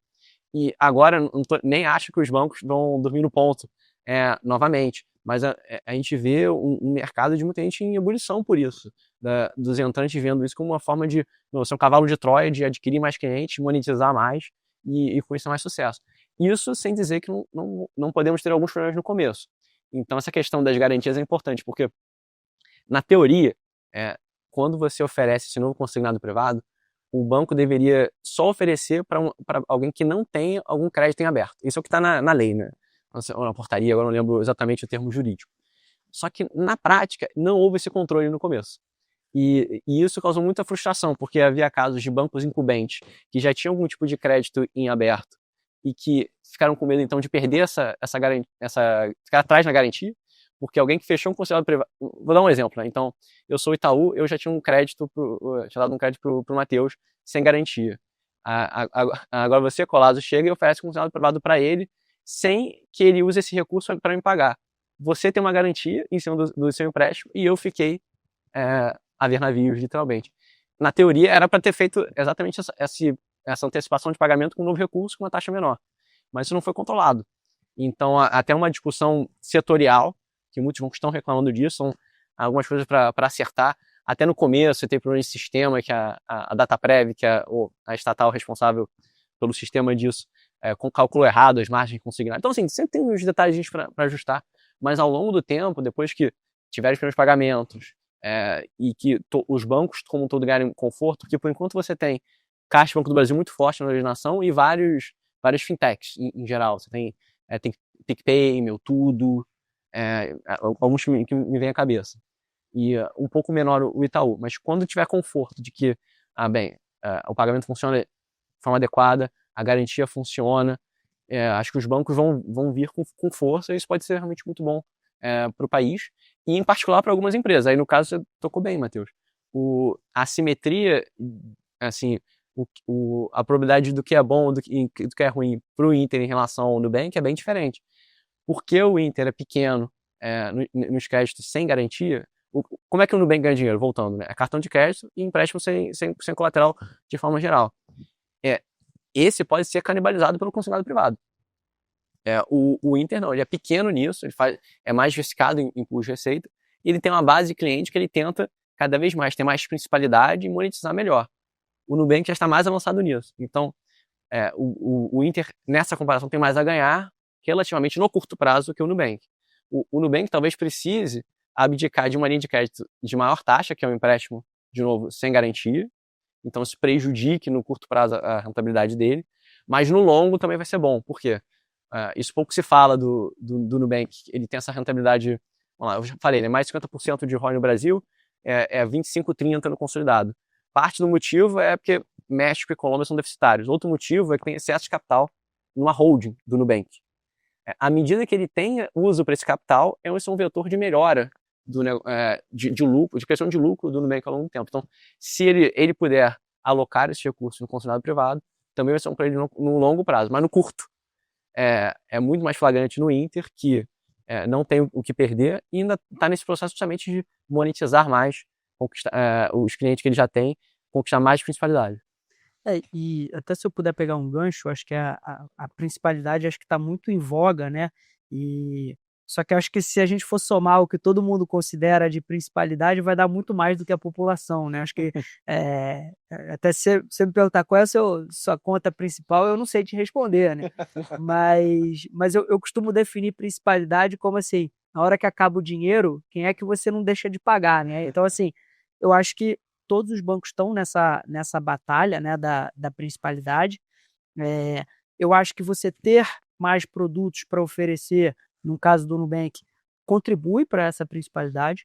Acho que o jogo do Nubank nos últimos anos também tem sido eu dou um crédito que é mais arriscado, né, que é um crédito sem garantia, e eu cobro a mais por isso, mas eu trago esse cliente para cá e aqui eu acabo monetizando ele, né? Até no ano passado a gente falou sobre a entrada do Nubank no segmento de telecomunicações, né, através de uma operadora móvel virtual, em parceria com a Claro.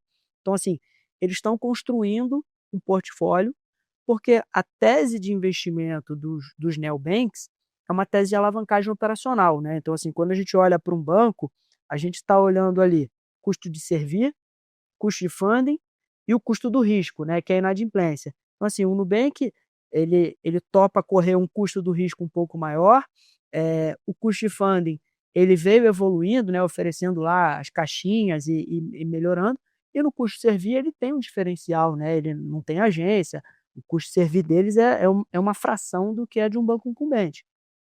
Então, acho que nesse processo de ganhar a principalidade, você ter esse produto, e aí isso vale para o Inter também, né? Você ter o consignado privado ali, faz com que muitas vezes o seu cliente passe a utilizar mais o seu app, e aí, pô, o cara já está dentro do app, ele vai eventualmente contratar um seguro, ele vai investir com você.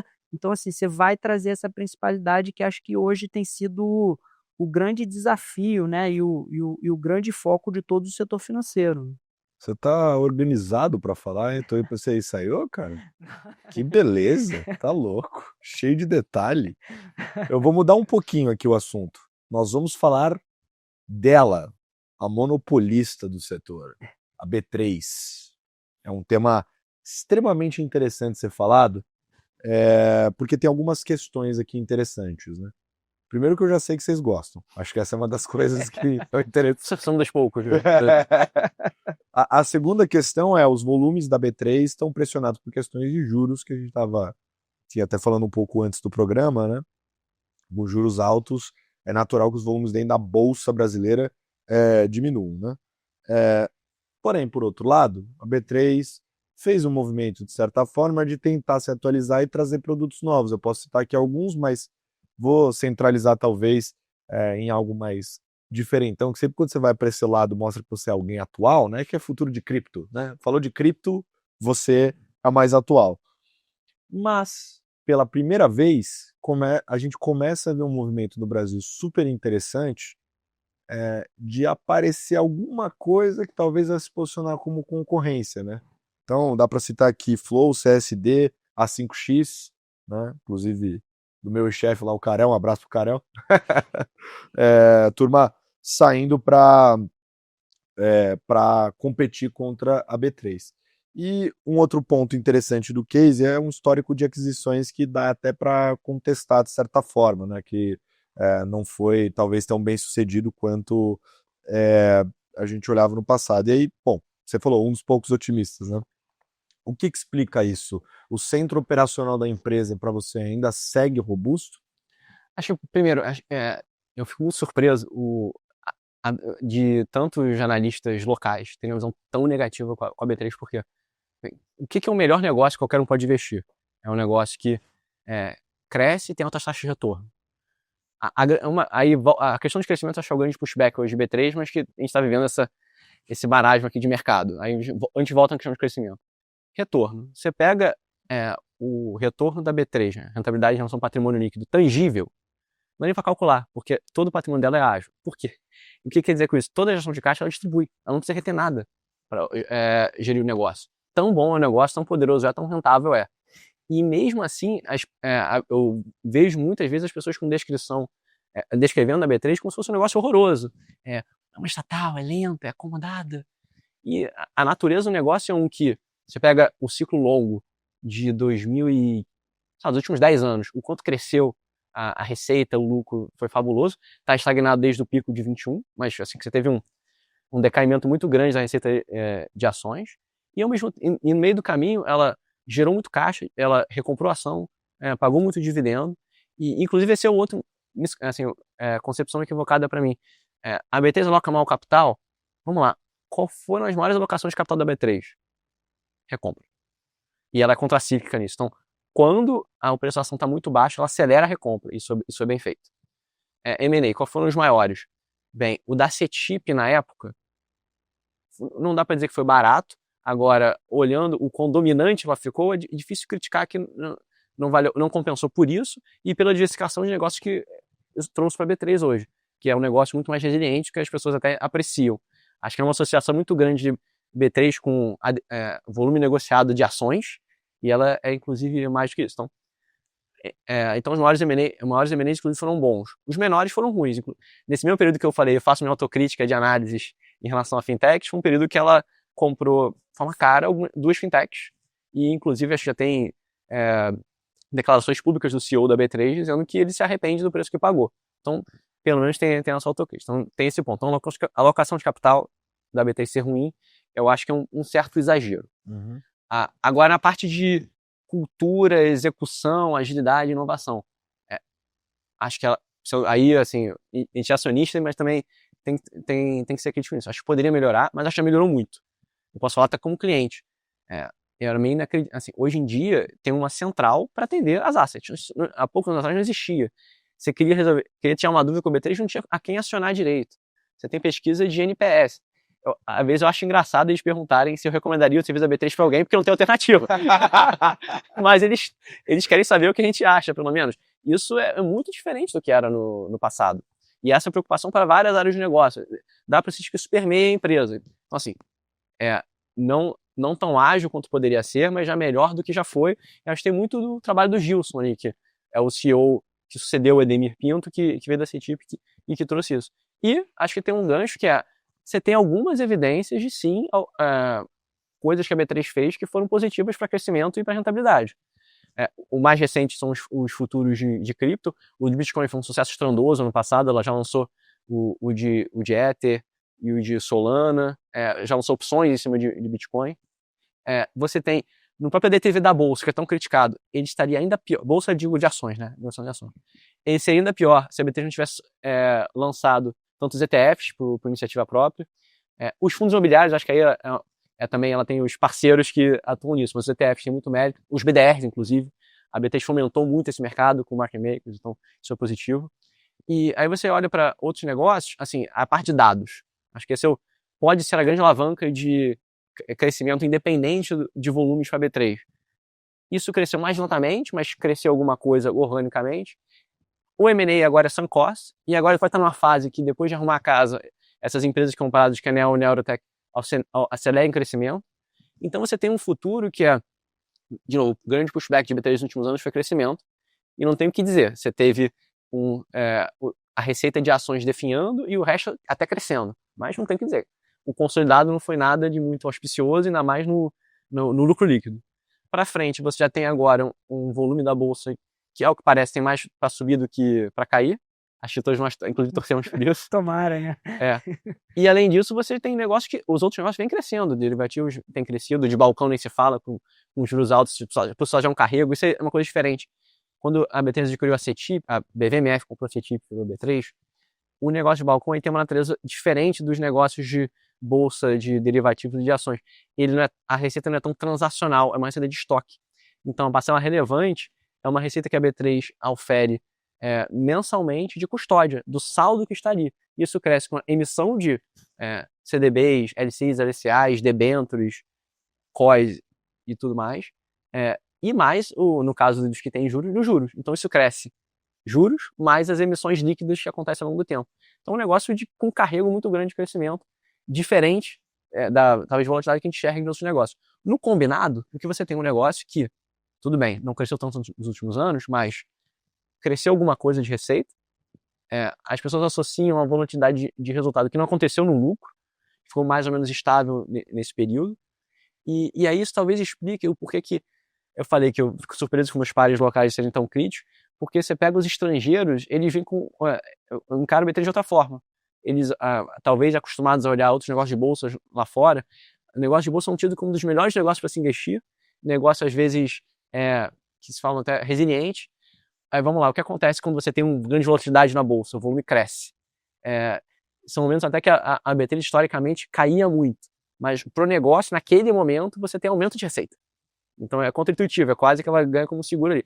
Se a gente está num ciclo vicioso de país, é claro que é só uma antecipação de receita e depois você perde, mas no curtíssimo prazo, você tem uma melhora de receita, é melhor do que vários outros negócios em momentos de crise. Então isso é algo que o investidor estrangeiro aprecia e reconhece na B3. Tanto que acho que ele comparava a B3 negociando no final do ano passado a 10 vezes lucro, menos que isso, comparado com bolsa de estrangeiro negociando mais de 20, ele via mais claramente essa oportunidade do que talvez muitos locais muito críticos. Isso sem voltar na questão de o que são ameaças hoje. Sendo bem sincero, assim, tem vários entrantes, o potencial. Por enquanto, eles tentam atuar em nichos. Aí o ponto de atenção é quando esses nichos vão se tornar representativos no negócio da B3, por enquanto não são. Você pega a mesma Base lá no Rio, que acho que tem feito trabalho de muitos anos, estourando o negócio deles, quer lançar a bolsa na virada do próximo ano. As tem desafios, mas por enquanto eles querem atacar um pool de receita que é relativamente contido, que é negociação de ações. A ver, vocês vão atacar, além de negociação de ações, a parte de clearing, dizem que sim, mas vamos observar como vai ser o projeto deles em detalhes. Você tem também a CSDBR, que acho que tem como parceiros algumas grandes instituições financeiras. Eles aos poucos, mas por enquanto só atacaram negócios da CETIP, antiga CETIP, né, de balcão. Aos poucos devem lançar também uma câmara. A gente vai ter que acompanhar para ver o efeito disso. Dados os parceiros que eles têm por trás, essa fonte de ponto de atenção. Eu respeito muito a 5x pelas pessoas que ali integram. Acho que também é dos que eu mais tento acompanhar. Mas, resumidamente, dessas ameaças, acho que por enquanto não tem motivo para muito alarme. O que mais chama atenção, eu até já falei isso em outras ocasiões, é se de alguma forma for flexibilizada a possibilidade de você internalizar ordens por corretoras, que seria uma forma das corretoras não precisarem passar totalmente pela B3. E aí isso poderia ser muito bom para corretoras e não tão bom para a B3. Hoje em dia, isso é possível em 2 casos, quando você negocia mini contratos de índice de ações e mini contratos de dólar. E na modalidade existente, a B3 ainda retém boa parte da receita dela, porque precisa ser liquidada na B3, então ela retém tudo que não é receita de negociação. Agora, se você caminhasse, que eu pessoalmente, eu não falo nem, eu tenho todo o viés de falar isso, mas eu falo até como brasileiro, eu não veria com bons olhos a gente flexibilizar totalmente a internalização de ordens como acontece nos Estados Unidos, fecha parênteses, mas se acontecesse isso é um equilíbrio, novo equilíbrio ruim para a B3, é algo que a gente tem que acompanhar, e muito bom para corretoras. Eu vou apertar o play aqui no acelerador, que eu não vou sair daqui sem perguntar tudo. Mas tem um outro tema, que é BTG, BPAC. Tá. Uma conversa de bastidor que rola muito, eu estava comentando com o Matheusinho, ele até concordou comigo, né? Que é esse movimento que o BTG tem feito para se tornar um incumbente. e aí mudando o comportamento do negócio em si. Tem um crescimento expressivo no crédito do lado das empresas, né, no corporate, que a gente chama, uma expansão forte no quadro de funcionários. E até é engraçado que isso foi o tema do meu almoço hoje. É uma opacidade no indicador de Sales and Trading, né? Porque o que é Sales and Trading? Qualquer coisa, né? Basicamente. A carta fiança pode ser Sales and Trading, né? É um tema meio opaco, difícil de ser definido, né? Então, para ser bem direto, minha pergunta, até pedir ajuda sua no debate, o BTG está se movimentando, ele vai virar um incumbente? Se vai virar um incumbente de maneira pejorativa, eu diria que não. Eu acho que ele está aproveitando ângulos em que ele pode ganhar market share dos incumbentes, sim. Isso é muito flagrante em crédito, especialmente aí ele começou a atacar do intra-PME. Acho que ali é um bolsão de receita, de lucro relevante para ele atacar. E quando você olha, especialmente na parte de assessoria de cliente, ele fez esse trabalho de começar no private e ir descendo com muito sucesso. Então ali está atacando realmente muitos incumbentes. Aí, notadamente, o próprio Itaú, que é muito forte, é mais forte nesse segmento dos incumbentes, mas mais ainda Bradesco, Santander e Banco do Brasil e afins. Então, isso certamente. Mas ele ainda é, por natureza, um banco muito mais de investimento, indo mais para o varejo. O que eu acho que uma discussão que se tem hoje, uma especulação, é como que isso fica, talvez, depois de uma consolidação de um PAN. Que o PAN ainda tem um capital, ainda é um capital aberto. Aos poucos o BTG tem comprado ações do PAN a mercado, de pouquinho em pouquinho, a preço próximo ao patrimonial. Nesse momento em que talvez ele, se ele fechar o capital e consolidar essa operação, ele vai ter talvez uma plataforma única de varejo, de altíssima renda e varejão, talvez fique mais parecido, mas ainda é, para a foto ser, ele é muito parecido com o Itaú. Acho que dependeria de um filme ainda de uns próximos para observarmos. E acho que um elemento que talvez ainda o torne diferente dos bancões daqui é o apetite dele fora do Brasil. Então você já tem um Nubank com operações razoáveis na América Latina, ele fez movimentos de aquisições na Europa e também nos Estados Unidos, primeiro para ajudar os clientes locais que têm algum tipo de operação ou necessidades fora do Brasil, mas quem sabe para capturar mais clientes também. Então ele tem esse apetite mais global. Então nesse aspecto, pelas decisões que eles têm tomado, não é tão flagrante que ele vai se tornar um novo Itaú. Mas ele tem feito um movimento, seja no PAN, especialmente no crédito, no BTG em si, que ele se aproxima aproveitando a oportunidade de mercado. Ô Gonzaga, como é que você, desculpa, Matheus, como é que você enxerga esse movimento? Porque eu vou assim, eu conheço alguns banqueirões, né? Um deles, inclusive, é meu chefe, o Berenga.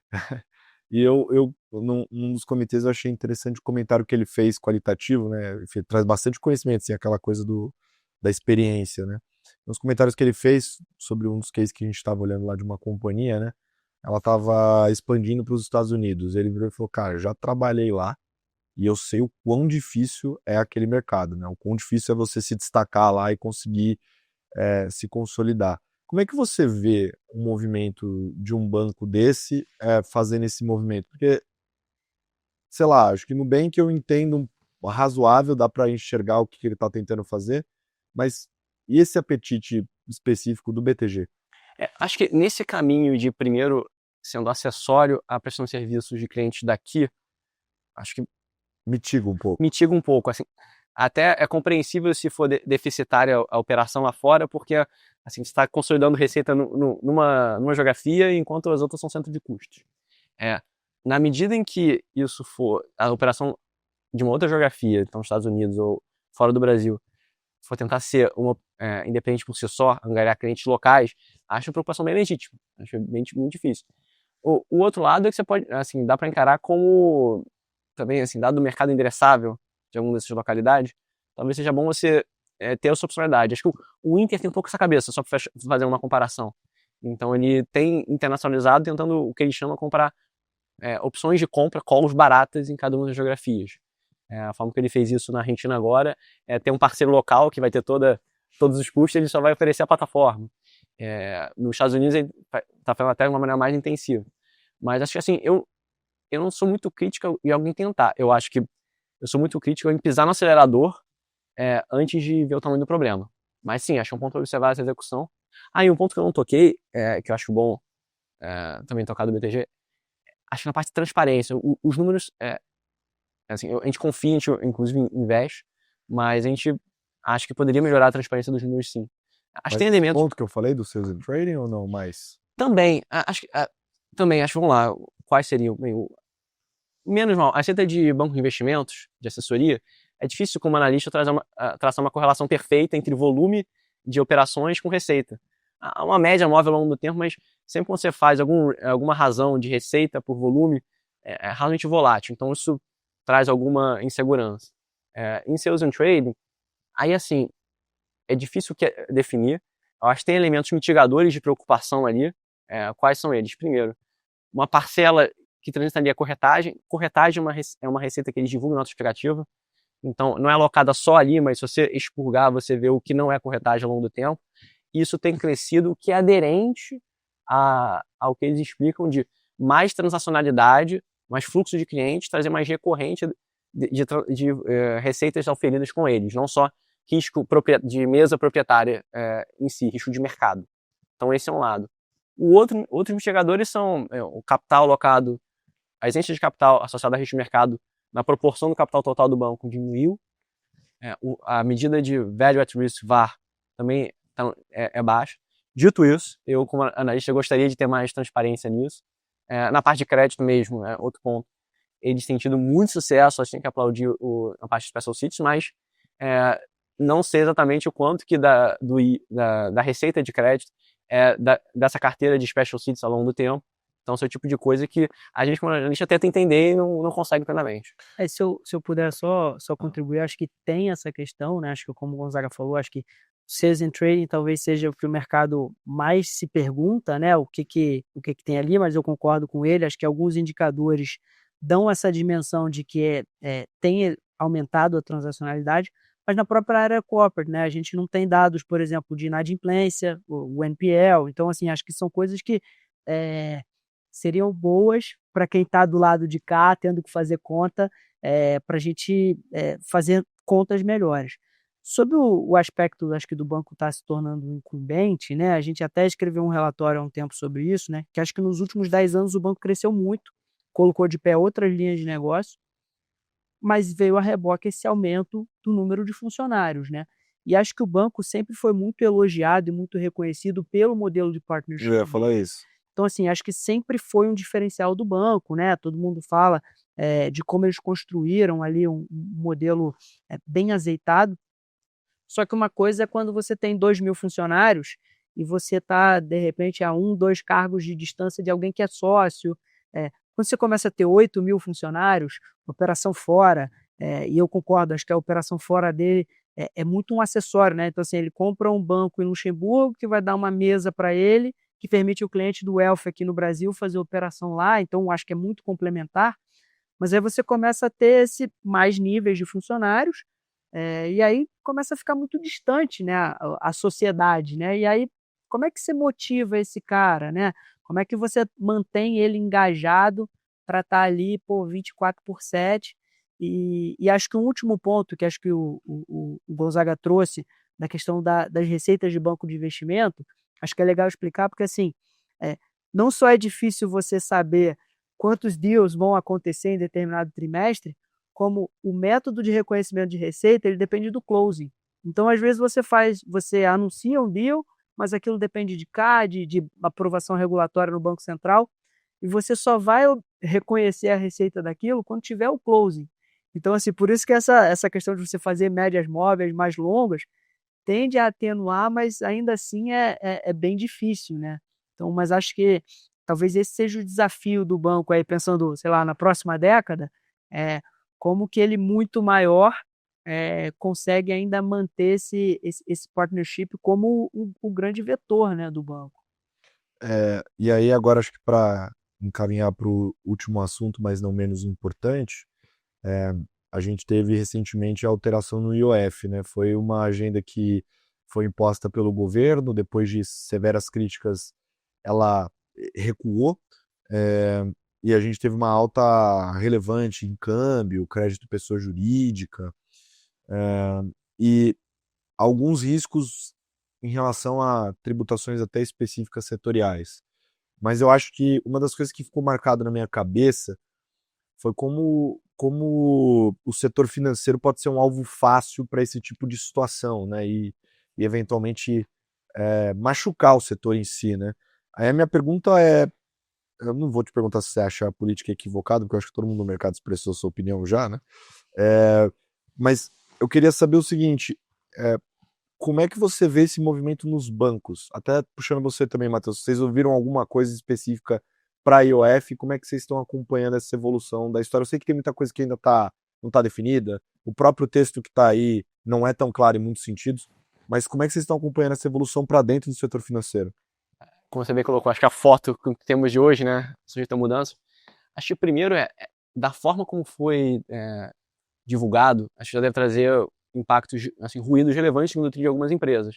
Isso é muito flagrante para mim no setor de seguros. Você teve, assim, agora haverá um IOF para qualquer investidor que aplique mais 50 mil por mês em VGBL, somado entre várias seguradoras diferentes. E, assim, isso foi imposto, dois IOFs passaram a valer desde ontem, né? Esse foi de imediato, só que era um IOF que nunca foi cobrado e nenhuma seguradora tinha um sistema consolidado para verificar isso. Então, como é que você, seguradora, se resguarda do risco de eventualmente permitir que alguém faça aplicação além do que a lei permite em si? Eu imagino que muitos seguradores estejam sendo conservadores, limitando você quer aplicar 50 mil, pode aplicar 5, não sei, vou chutar um número aqui. E mesmo assim não é garantido. Você pode somar, tem mais seguradores no mercado com VGBL, então você poderia, de qualquer forma, conseguir burlar a lei dessa forma. Então isso deveria trazer um ruído de redução de captações de VGBL no segundo TRI e em seguradoras, o que é, assim, desnecessário se tivesse sido mais comunicado, mais pensado, mas, assim, realmente talvez feito a quatro mãos com o setor. Aí, além disso, você tem efeitos de o aumento de tributação via OF foi tão grande em segmentos específicos, aí especificamente em pequenas e médias empresas, que isso pode ter um efeito adverso, assim, alguns efeitos, né? Primeiro, adverso na economia, você encareceu muito o crédito. A gente ouviu de alguns macroeconomistas que o aumento do OF tem um efeito equivalente ao aumento da taxa Selic de 50 bips, 0,5%, mas isso, assim, isso é na média, tem gente que não foi impactada. A estimativa que a gente ouviu é que para os segmentos impactados é o equivalente a um aperto monetário de 3%, de 300 bips. Então isso é muito forte. No momento que a gente está no pico de juros, com mais isso, o impacto que pode ter na geração de caixa das empresas, o aumento no serviço de dívida é relevante. Então essa é uma preocupação quando a gente pensa para o sistema, não impacta o estoque de dívida, mas para frente, o serviço de dívida por PMEs é um ponto de atenção. Em algum grau tem pessoa física, mas ali como a taxa em si já é maior, assim, algum efeito tem, mas não é tão gritante quanto no caso dos PMEs.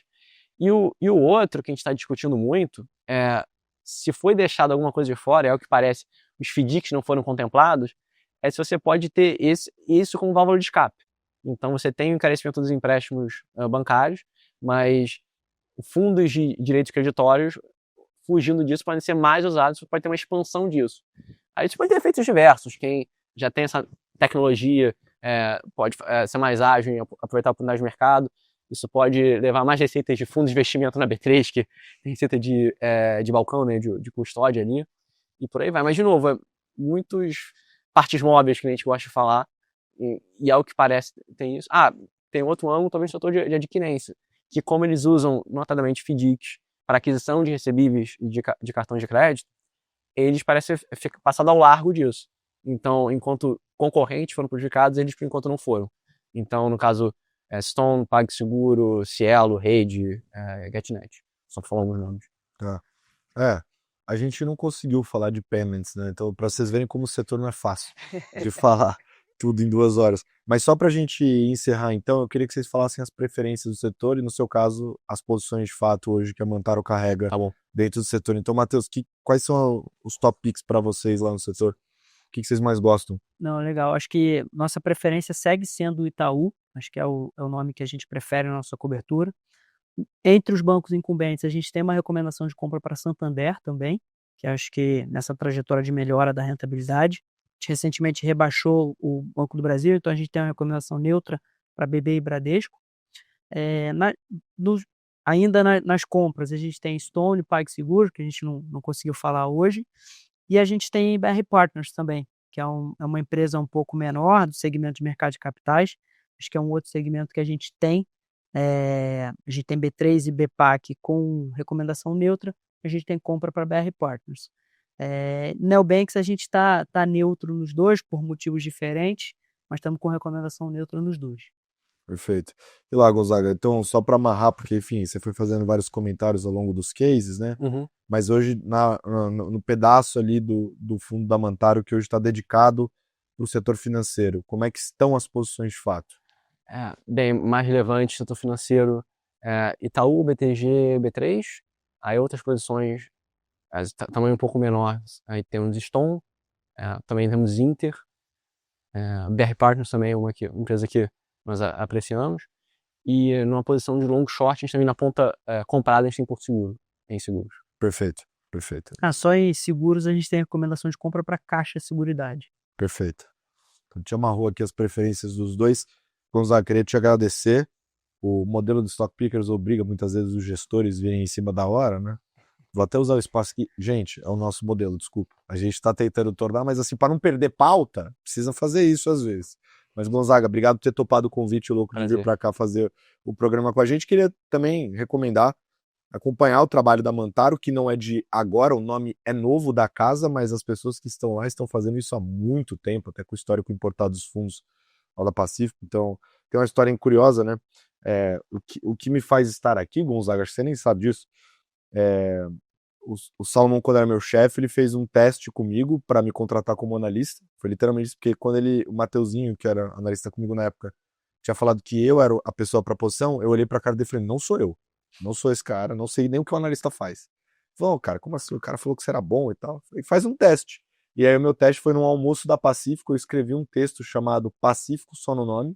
Eu transformei o fundo numa pessoa para contar a história da estratégia. E foi esse texto que impressionou o Salomão e garantiu a minha posição. Então é por isso que eu tô aqui hoje. Bacana. Então se cruza. Acompanha o trabalho da Mantaro, vale a pena. Eu acompanhei, me ajudou, então vale a pena. E Mateuzinho, porra. Bom demais fazer contigo. Gostou, vai voltar? Ficou nervoso? Foi ruim? Não, foi melhor, né? Só se você me convidar de novo que eu Você volta? Fechado, então. Então é isso, turma. A gente vai ficando por aqui. Acompanha o trabalho do Research da XP também, tá? Tudo aqui que foi falado estão lá nos relatórios. Eu leio todos. É só acessar, você que é cliente, acessa na conta. E tem o conteúdo XPI também, não é isso? Isso. Beleza, tá lá, é só acompanhar. A gente vai ficando por aqui. Um beijo. Tchau. Show me the money.